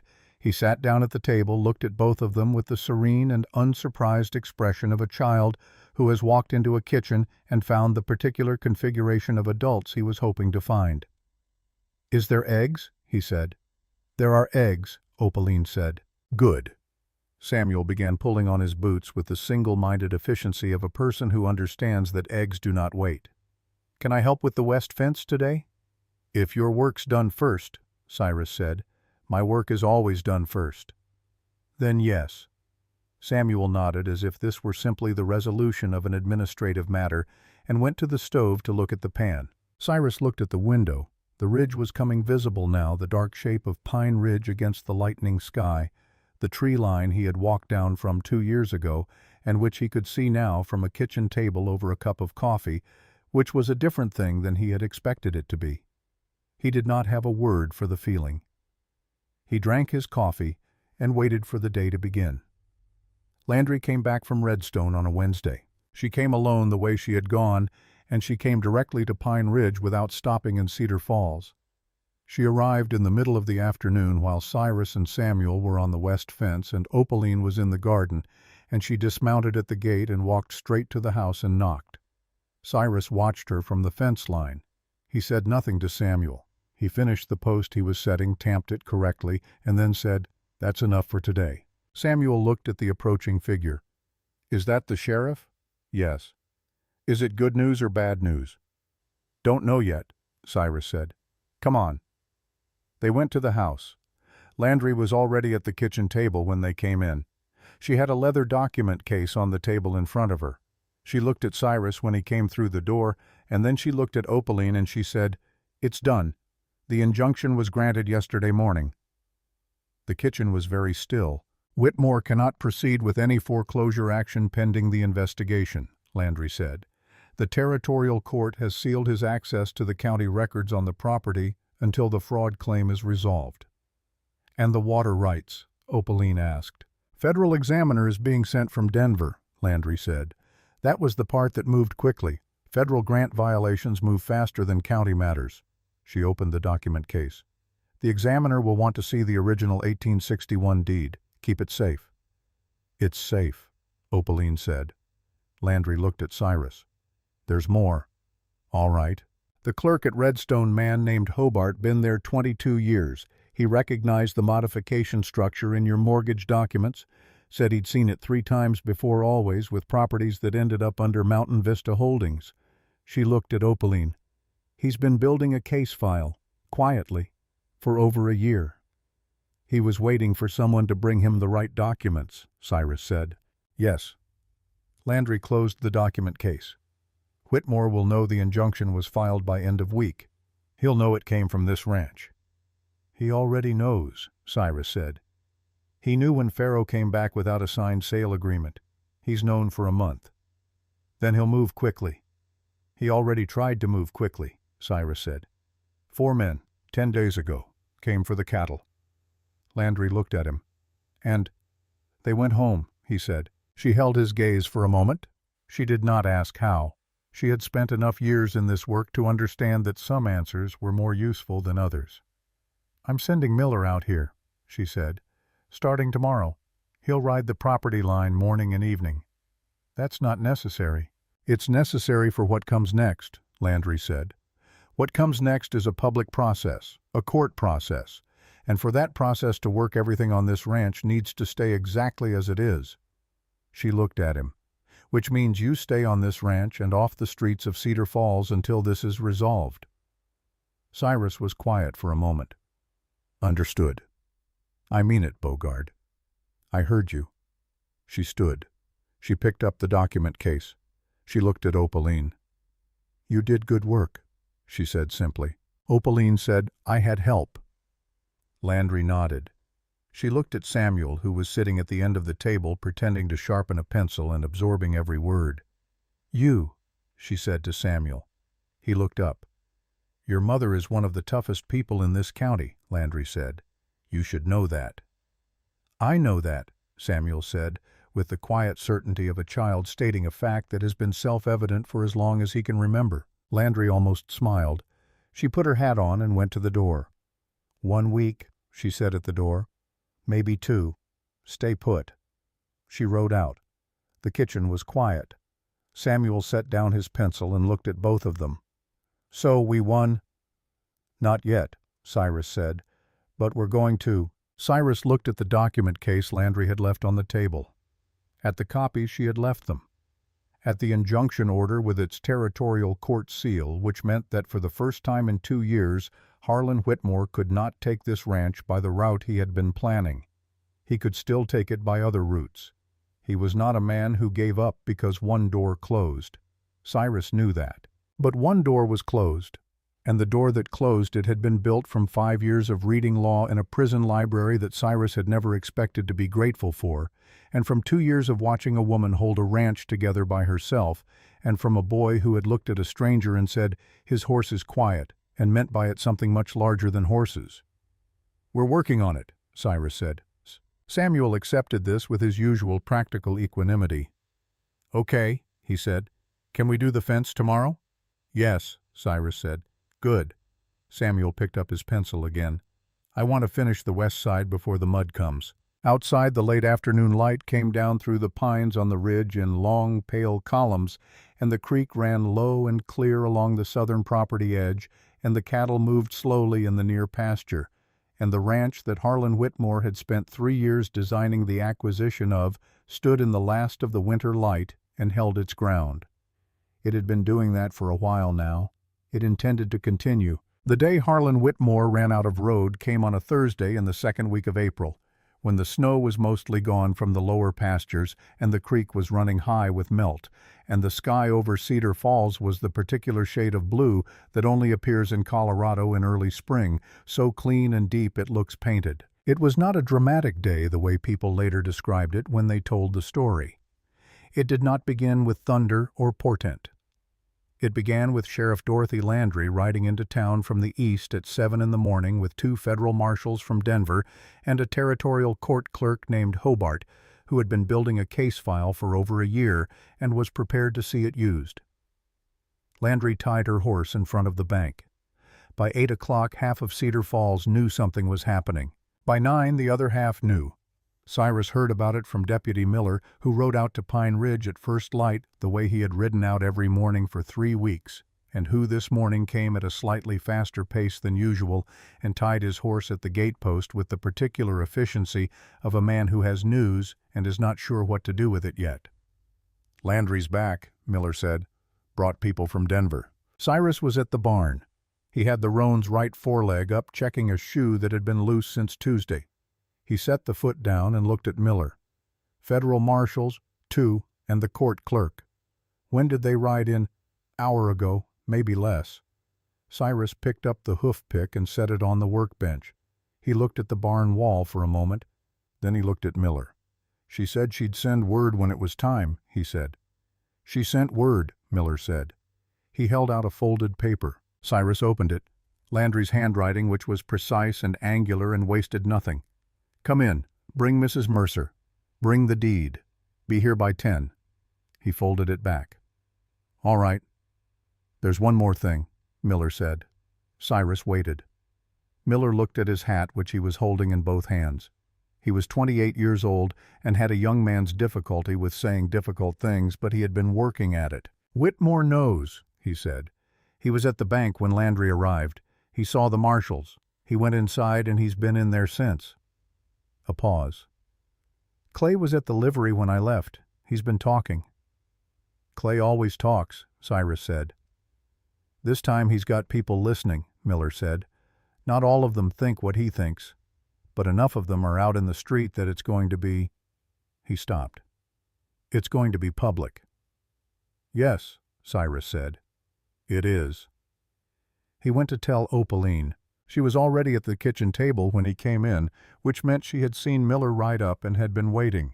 She had the original deed in front of her, the 1861 document in its protective sleeve of oilcloth, which she had kept in the bottom of the storage room behind the tack hammer for 3 years without knowing what it was worth. Samuel was at the table, too, eating his breakfast with the focused efficiency of a child who sensed that the adults around him were operating at a frequency slightly above normal and had decided the appropriate response was to stay quiet and eat quickly.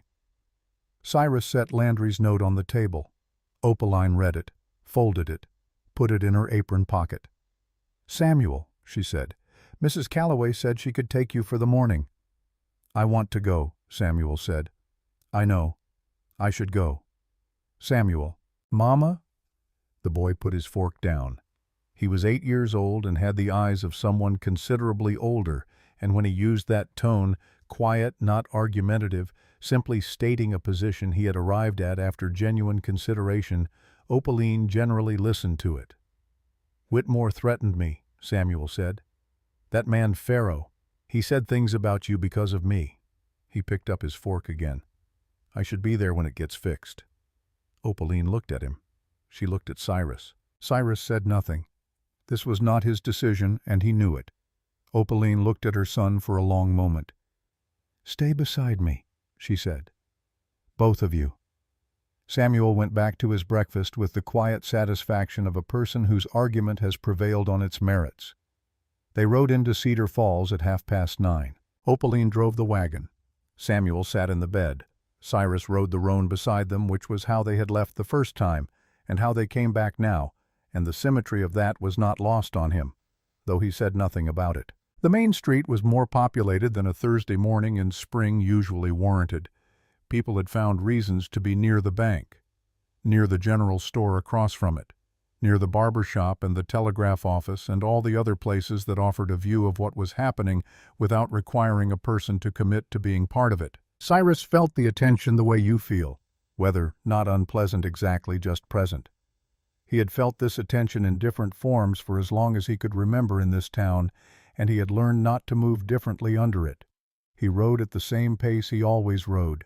He tied the roan at the post in front of the bank where Landry had told them to come, and he helped Opaline down from the wagon, and he did not look at the people on the boardwalk. Samuel jumped down from the wagon bed and stood next to his mother with his arms at his sides and his chin up, which was exactly the way she stood, and the resemblance in that moment was something that several people on that street noted and did not forget. Landry came out of the bank to meet them. "The clerk has reviewed the documents," she said quietly, stopping in front of Opaline. "His assessment matches yours. The modification is unenforceable. The water rights violation is confirmed. The pattern of acquisitions is documented." She paused. "Whitmore has been presented with the charges. He's inside with his lawyer." "What happens now?" Opaline asked. "Now the marshals serve the warrant and take him into custody for the federal court in Denver. The county fraud charges will follow separately." Landry looked at Cyrus. "There will be a formal statement required from you, about McCord, about Tombstone." "I know. It will be public. What you say today will be on record." "I know that too." She looked at him for a moment. "Are you ready?" He thought about 5 years in Laramie reading law books under a dim lamp while men slept around him, and the cold came through the walls, and the future was a thing he could not see clearly, but worked toward, anyway, the way you work toward anything in the dark, which is one step at a time. "Yes," he said. Whitmore came out of the bank at 10:05. He came out the way he had done, everything controlled, measured with the dignity of a man who has not yet admitted to himself that dignity is the last thing left to him. His lawyer was a step behind. One of the federal marshals was on each side, not touching him but present in the unmistakable way of official authority, which is to say, completely. The second marshal carried the document case. Thaddeus Clay was standing on the boardwalk across the street with 3 other men. He had been there since 9 o'clock. Cyrus knew because Miller had told him. He had been talking for an hour. But when Whitmore came through the bank doors with the federal marshals at his shoulders, Clay stopped talking. The street was very quiet. Whitmore saw Opaline first, then Cyrus. Something moved across his face, not fear exactly, but the expression of a man watching something he spent years engineering come apart in a way he had not designed. It was the expression of a man discovering that other people had been working while he was working, and that they had been working on the same thing from the opposite direction. The court clerk Hobart stepped forward. He was a small, precise man with 22 years of documents in his memory, and he read the charges in a flat and even voice that carried clearly to every person on that street. Fraud, conspiracy to defraud, violation of federal land grant water rights, conduct as accessory in the suppression of property interests under false legal instruments. He read them without drama. The charges were dramatic enough on their own. When he finished, Whitmore's lawyer said something in a low voice. Whitmore did not respond. He was looking at the document case in the marshal's hands with the expression of a man looking at something he recognizes. "I'd like to say something," Cyrus said. Landry looked at him. The marshals looked at him. The street looked at him. He stepped forward. He was not going to make a speech. He had never made a speech in his life, and he did not intend to start now. But there were people on this street who had known his name for months and had built a version of him out of that name, and some of what they had built was not wrong, and some of it was, and the public record was going to say what it was going to say, and he wanted a few things to be in it that were his. "My name is Cyrus Bogard," he said. His voice carried without effort. "In the summer of 1882 in Tombstone, Arizona Territory, I was involved in a fight with a man named Rufus McCord. McCord died 3 days later from injuries sustained in that fight. I was convicted of manslaughter and served 5 years in the Laramie Territorial Penitentiary." He paused. "I lost my temper," he said. "A man is dead because I lost my temper. I served my sentence. I have not pretended otherwise, and I do not pretend otherwise now." The street was completely still. "What I did not know in 1882, he said, was that Rufus McCord was employed by Harlan Whitmore, under the same consolidated Denver interests that Whitmore has used to acquire 6 properties in this county over the past 5 years, including 3 by the same fraudulent mortgage instrument he used against the Mercer Ranch." He paused. "McCord was a liability to those interests. I was 22 years old and angry and in the wrong place, and I was used to remove a problem. I went to prison for 5 years so that a man who manufactured the circumstances could continue operating without one of his employees creating trouble." He stopped there. "I am not saying this to excuse what I did," he said. "I am saying it so the record is complete." He stepped back. The silence on the street lasted long enough to be its own kind of statement. Then Thaddeus Clay said loudly from across the street, "You still killed him." "Yes," Cyrus said. "I did." He looked at Clay directly. Not with hostility, with the simple directness of a man who has said everything he intends to say and is not going to say it again. "And I have spent 5 years paying for that," he said.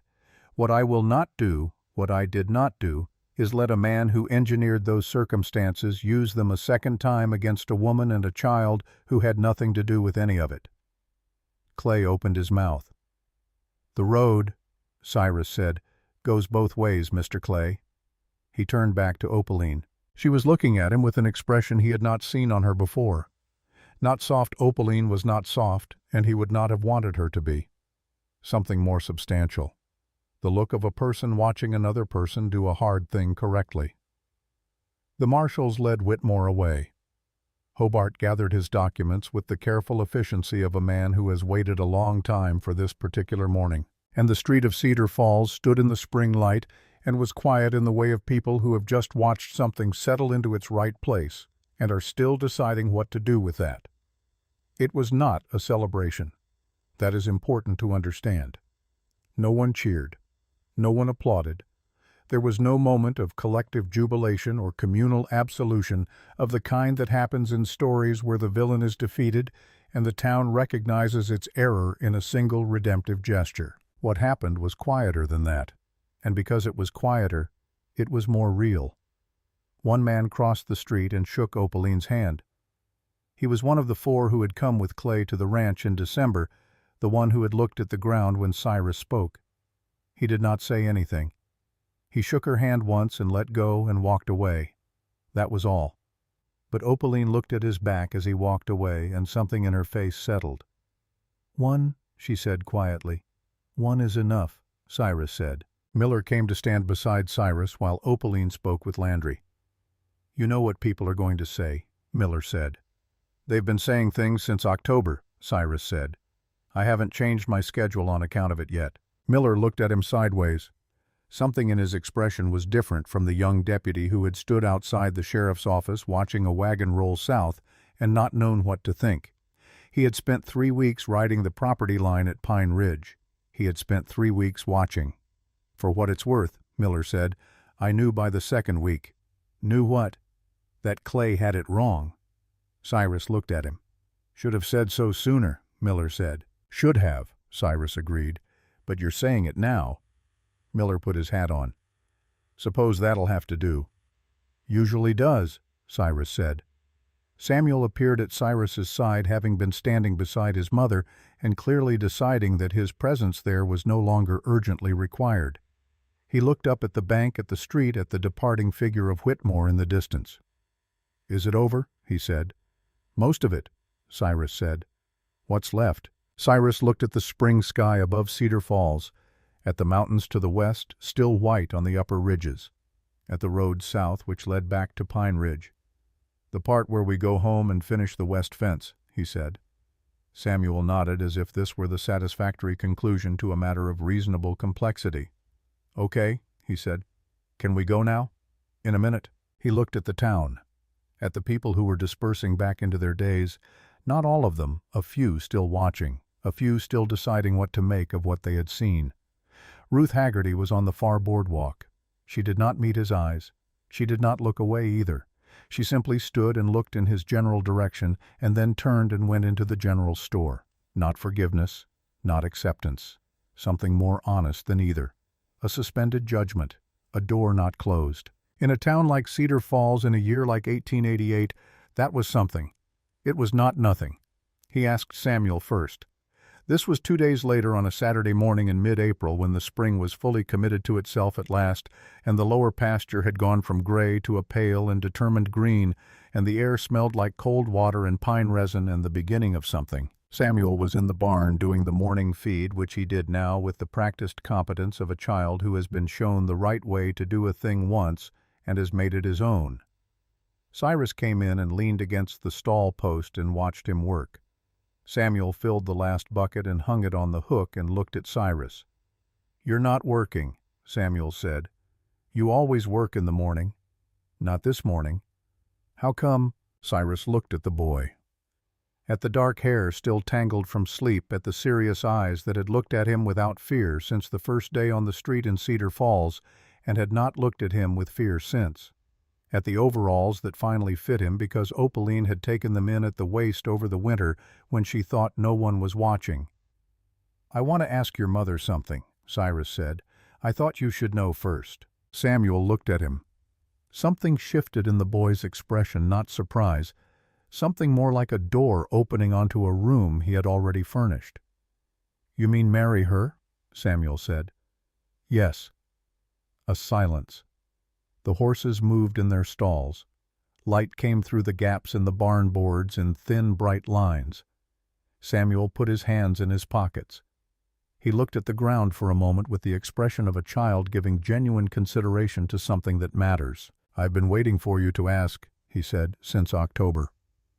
Cyrus was quiet. "When you came back with the horse," Samuel said, "in the storm, Mama was awake the whole time. She never stays awake the whole time for anything." He looked up. "I knew then." "Did you?" "Yes." Samuel looked at him steadily. "You're going to be my pa. Is that all right with you?" The barn was very still around them. Cyrus looked at the boy. At this specific 8-year-old child with his specific serious eyes and his specific pockets with his specific hands in them, who had handed him a hoof-pick without being asked, and asked about horses sleeping in Texas, and offered his judgment on everything with the calm confidence of someone who has decided that the world is worth engaging with directly. "Yeah," Cyrus said. His voice came out even, which took some doing. "That's more than all right." Samuel nodded once. He picked up the empty feed bucket and hung it on its proper nail. "You should ask her soon," he said. "She doesn't like waiting." "I know that," Cyrus said. "And ask her somewhere she likes, not in the kitchen." "Where does she like?" Samuel thought about it. "The south field, in the evenings. She goes there sometimes when she thinks nobody's looking." "I'll keep that in mind." "Good." Samuel brushed hay off his sleeve. "Can I do the water trough now?" "Go ahead." The boy walked out of the barn into the spring morning, and Cyrus stood with his hand on the stall post and looked at the light coming through the boards and thought about what it was to have been given a thing you had stopped believing yourself capable of receiving. He did not have a word for it. He did not think a word was strictly necessary. He asked her that evening in the south field with the mountains going amber and rose in the last light, and the creek running clear along the property edge, and Pine Ridge standing against the sky the way it had always stood, permanent, indifferent, in the way of large things and beautiful for exactly that reason. He had not planned a speech. He had spent 34 years not making speeches, and this was not the moment to start. He had simply walked out to the south field where Opaline was standing looking at the ridge, the way she stood there sometimes at the end of the day, and he had stood beside her, and they had looked at the mountains together for a while in the silence that had become their most honest language. Then he said, "I talked to Samuel this morning." She looked at him. "He said he'd been waiting since October." A pause. Something moved in her face. "He said that, also that you don't like waiting." "He's not wrong." Cyrus looked at the mountains, at the last light on the snow above the tree line, at the ranch in the middle distance, the repaired barn and the sound fence and the lit kitchen window, and the small figure of Samuel visible through the glass doing something at the table. "I came down off that ridge 2 years ago because I ran out of coffee," he said. "I stayed in the mountains because there was nothing down here that fit." He paused. "I was wrong about that. I just hadn't found it yet." Opaline was very still beside him. "I am not the same man who walked into Tombstone at 22, he said. "I am also not a clean man. I carry things, and I will carry them for the rest of my life, and I am not going to pretend otherwise." He looked at her. "But I want to carry them here. I want to build what's left of my life on this land, with you and Samuel." He let that settle for a moment. "I am asking you to marry me," he said, "not as your hired hand, not as the man staying in the barn, as your husband, if you'll have me." Opaline looked at him for a long time, long enough that the last light changed above the ridge, long enough that a hawk made one long lazy circle above the south pasture and disappeared. Then she said, "Yes." Just that. One word, quiet and certain the way she said all the things she was sure of. He took her hand. She turned into him, and for a moment they stood like that in the south field with the mountains at their back and the ranch in front of them and the evening coming down clean and cold from the ridge and the feeling that had been building since October with the patience of something that knows it has arrived at the right place and is in no hurry to prove it settled over both of them like good weather. "Before you change your mind," she said into his shoulder. "I'm not going to change my mind." "No," she said. "I know." They were married on a Saturday in late May when the valley was as green as it ever got, and the sky was the kind of high blue that seemed to go up forever, and the creek was down from its spring high and running clear and easy along the southern edge of the property. It was not a large wedding. Landry came because she had been invited, and because she was the kind of woman who honored invitations she had accepted. Miller came because he had ridden the property line every morning for 3 weeks, and had decided somewhere in those weeks that he was glad he had.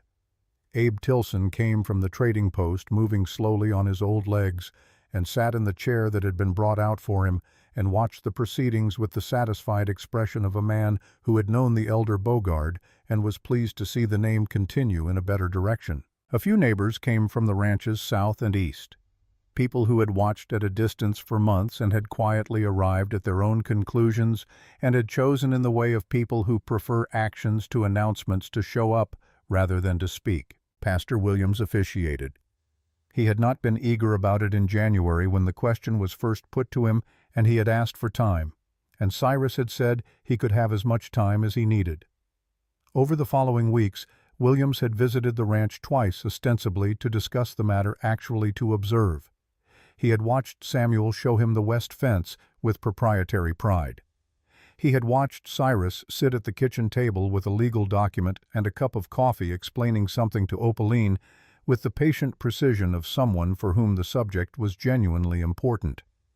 He had watched the horses. He performed the ceremony on a Saturday in late May, and he did it well because he was a man who did things well once he had decided to do them. Samuel carried the rings on a flat piece of pine he had sanded smooth himself, with the concentration of a child for whom this was a serious logistical responsibility and not an occasion for sentiment.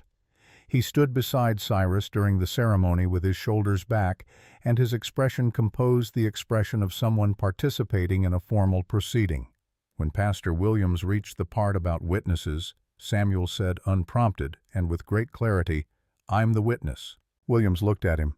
"I've been here the whole time," Samuel said. "I should be the witness." Landry, standing to one side, made a sound that was not quite a laugh. Williams looked at Opaline. Opaline, who was wearing a dress that had been her best dress since before Thomas died and had been carefully aired and pressed for this morning, looked at her son with an expression that contained within it the entire 8 years of his life, and all the ways he had surprised her, and all the ways he had not. "Let him," she said. So Samuel was the witness. He signed his name on the document in the careful, deliberate handwriting of a child who has been taught properly and takes it seriously, and he looked at his signature for a moment, and then he looked at Cyrus, and something moved across the boy's face that was too large and too private for a public moment, and so he put it away and handed the pen back to Pastor Williams with the brisk efficiency of a person who has completed his task. "All right," he said, "that's done."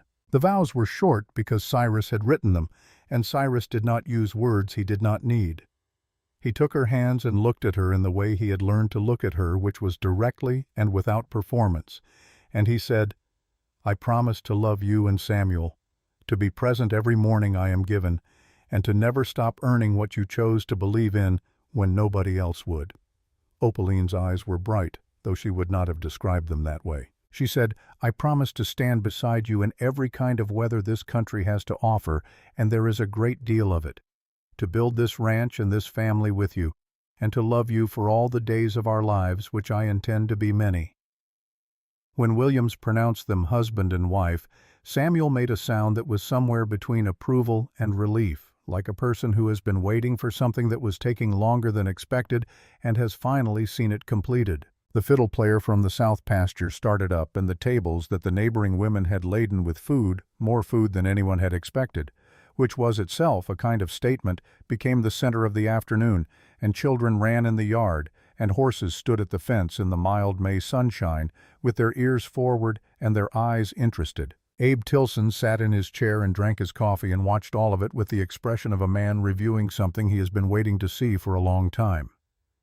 By late afternoon the guests had gone home to their own properties and their own animals and their own lives, and the yard was quiet and the fiddle music was a memory in the warm evening air. Cyrus and Opaline sat on the porch. Samuel had fallen asleep on the bench inside, still in his good shirt, one boot on and one boot off, with the pine ring carrier set carefully on the floor beside him where he could see it when he woke. The mountains were going pink and then purple in the last of the light. Pine Ridge stood against the sky the way it always stood, permanent and unconcerned with the small dramas playing out below it, which was one of the things Cyrus had always appreciated about mountains. "Any regrets?" Opaline said. He thought about it honestly, the way he thought about everything. "One," he said. She looked at him. "I wish I'd found you sooner." She was quiet for a moment. Then, "We found each other when we were meant to." "Maybe." "Not maybe," she said. "You came down from that mountain the morning Whitmore was in the street. Not the week before, not the week after." She looked at the ridge. "That's not maybe." He looked at the mountains, at the dark shape of Pine Ridge, which he had looked down from for 2 years, and which he could now see from a porch with a woman beside him and a child inside, and the smell of a meal someone had cooked for them still in the air. "Mrs. Bogard," he said. She turned her head toward him. "I like that." "So do I," he said. She put her head on his shoulder. He put his arm around her. The evening came down from the ridge clean and unhurried, and the creek ran along the southern edge of the property, and the horses were quiet in the barn, and the ranch that had been built by Thomas Mercer's father in 1861, and held by Thomas Mercer, and then held alone by his wife for 2 years, and then held by both of them together through a winter that had tried every way it knew to end them. That ranch stood in the last light of a May evening in 1888 and held its ground. It had been doing that for a while. It intended to continue. Later, much later, when Samuel was older and the Bogard Ranch was 20 years established, and the county had changed around it the way counties change, building up and spreading out, and forgetting the specifics of old troubles, while somehow always remembering the shape of them, Samuel was asked to describe the man his father had been. He thought about it for a while. He was 30 years old by then, and a tracker of considerable reputation in the territory, and he had his mother's habit of taking questions seriously. "Quiet," he said. "He was the quietest man I ever knew, who was also the most present. You always knew where he was, not because he was loud or because he asked you to notice him, just because when he was in a room the room was different. He thought about it some more. He taught me to read weather and dressing a wound and how to set a fence post so it holds in frozen ground. He taught me that the way you treat an animal when nobody's watching tells you more about a man than anything else. A pause. He never told me he loved me, not in those words. But he was there every morning I woke up, and every morning of my life I have understood what that means because I have never forgotten what it was like before he was. Harlan Whitmore was tried in the federal court in Denver in the autumn of 1888.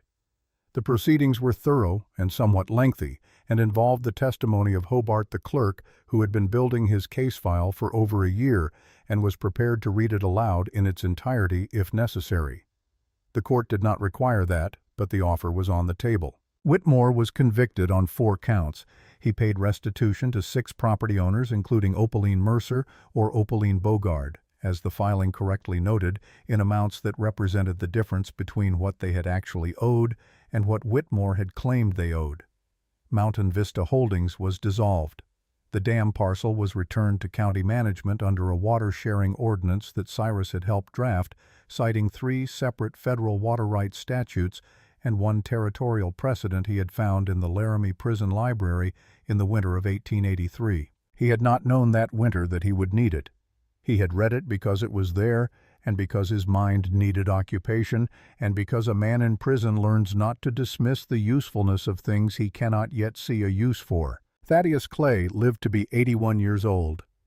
In his later years, he was known to say at the Cattlemen's Association meetings where he was still a fixture that he had always known Bogard was a decent man, that he had said so from the beginning, that people who thought otherwise had simply not listened.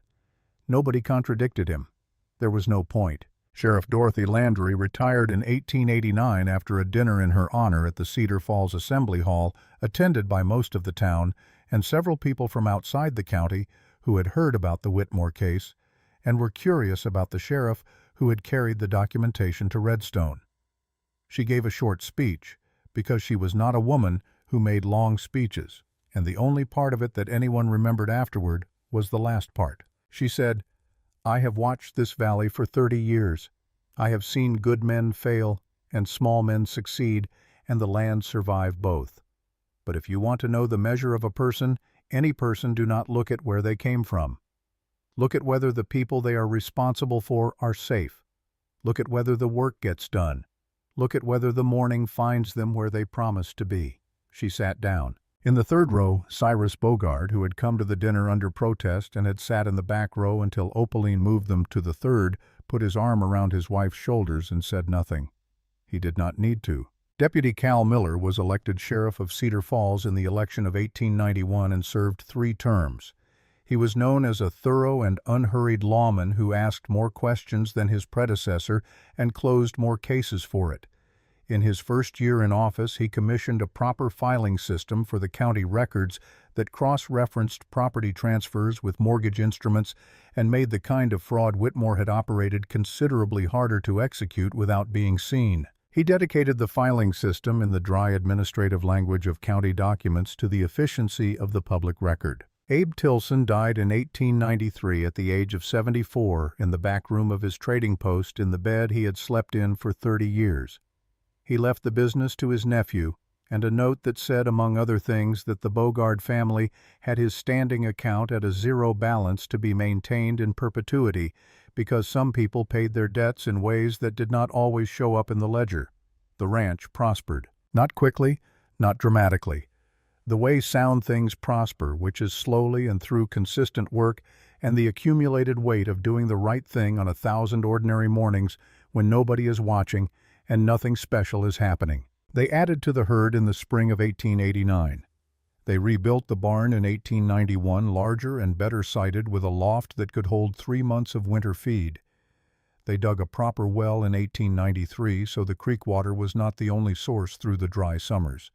They planted a kitchen garden that expanded every year under Opaline's specific and exacting management until it was providing half their winter stores. Cyrus went up to the ridge sometimes. Not often, and not for long, a few days at a stretch alone, in the way that a man who has spent years in open country sometimes needs to return to it the way other men return to sleep.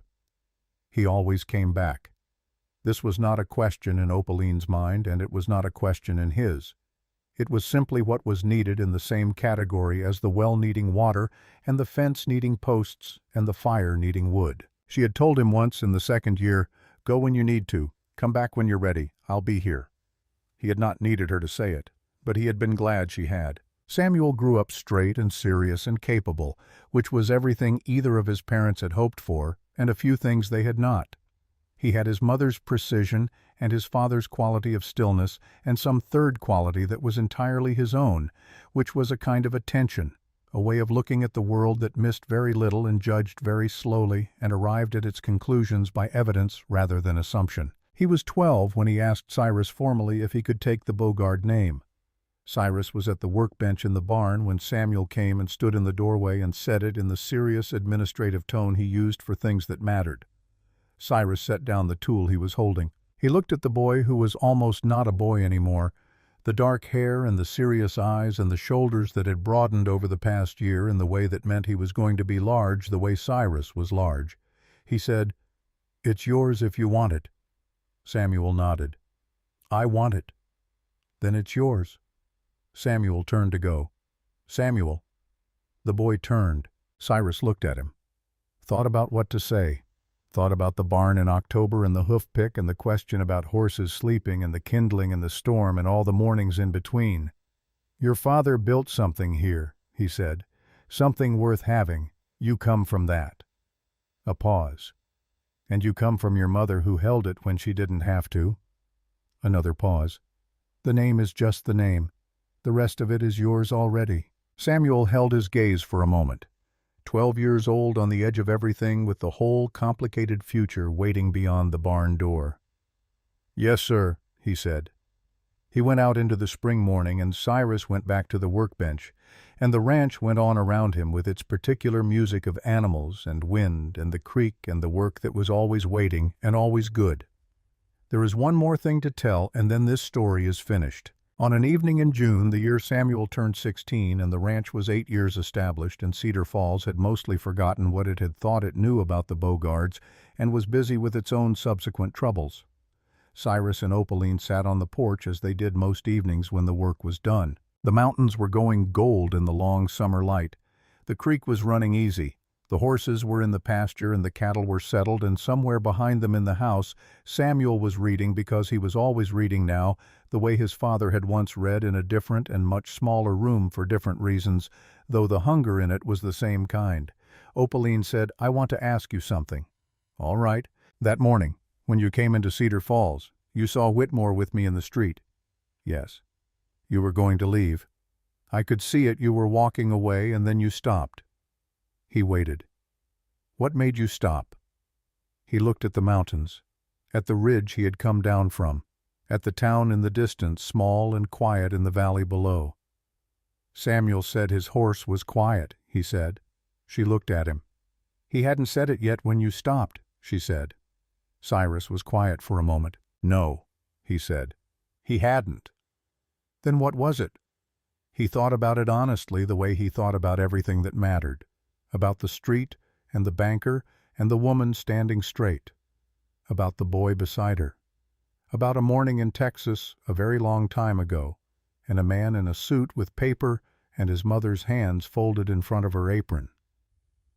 "You were standing," he said, "the way my mother stood once, when there was nothing left to do but stand." Opaline said nothing. "I had walked away from that street once before," he said, "a long time ago. I was 7 years old and I didn't know I was doing it, and I have never entirely forgiven myself for it." He paused. "I knew what I was doing this time." She reached over and took his hand. He held it. The evening light came down from the ridge and covered the valley and the ranch and the creek and all of it, and the mountains stood in it the way mountains stand in everything, which is simply and without commentary. And two people sat on a porch in the good light and held on to what they had built and said nothing else. Some things do not need to be said. They just need to be true. And this was true. The Bogard Ranch ran cattle and horses for 31 years under that name. Opaline Bogard outlived her husband by 11 years, and in all that time never once considered selling the water rights. She said it was because the water was worth more than whatever someone would pay for it. Those who knew her understood she meant something larger than water.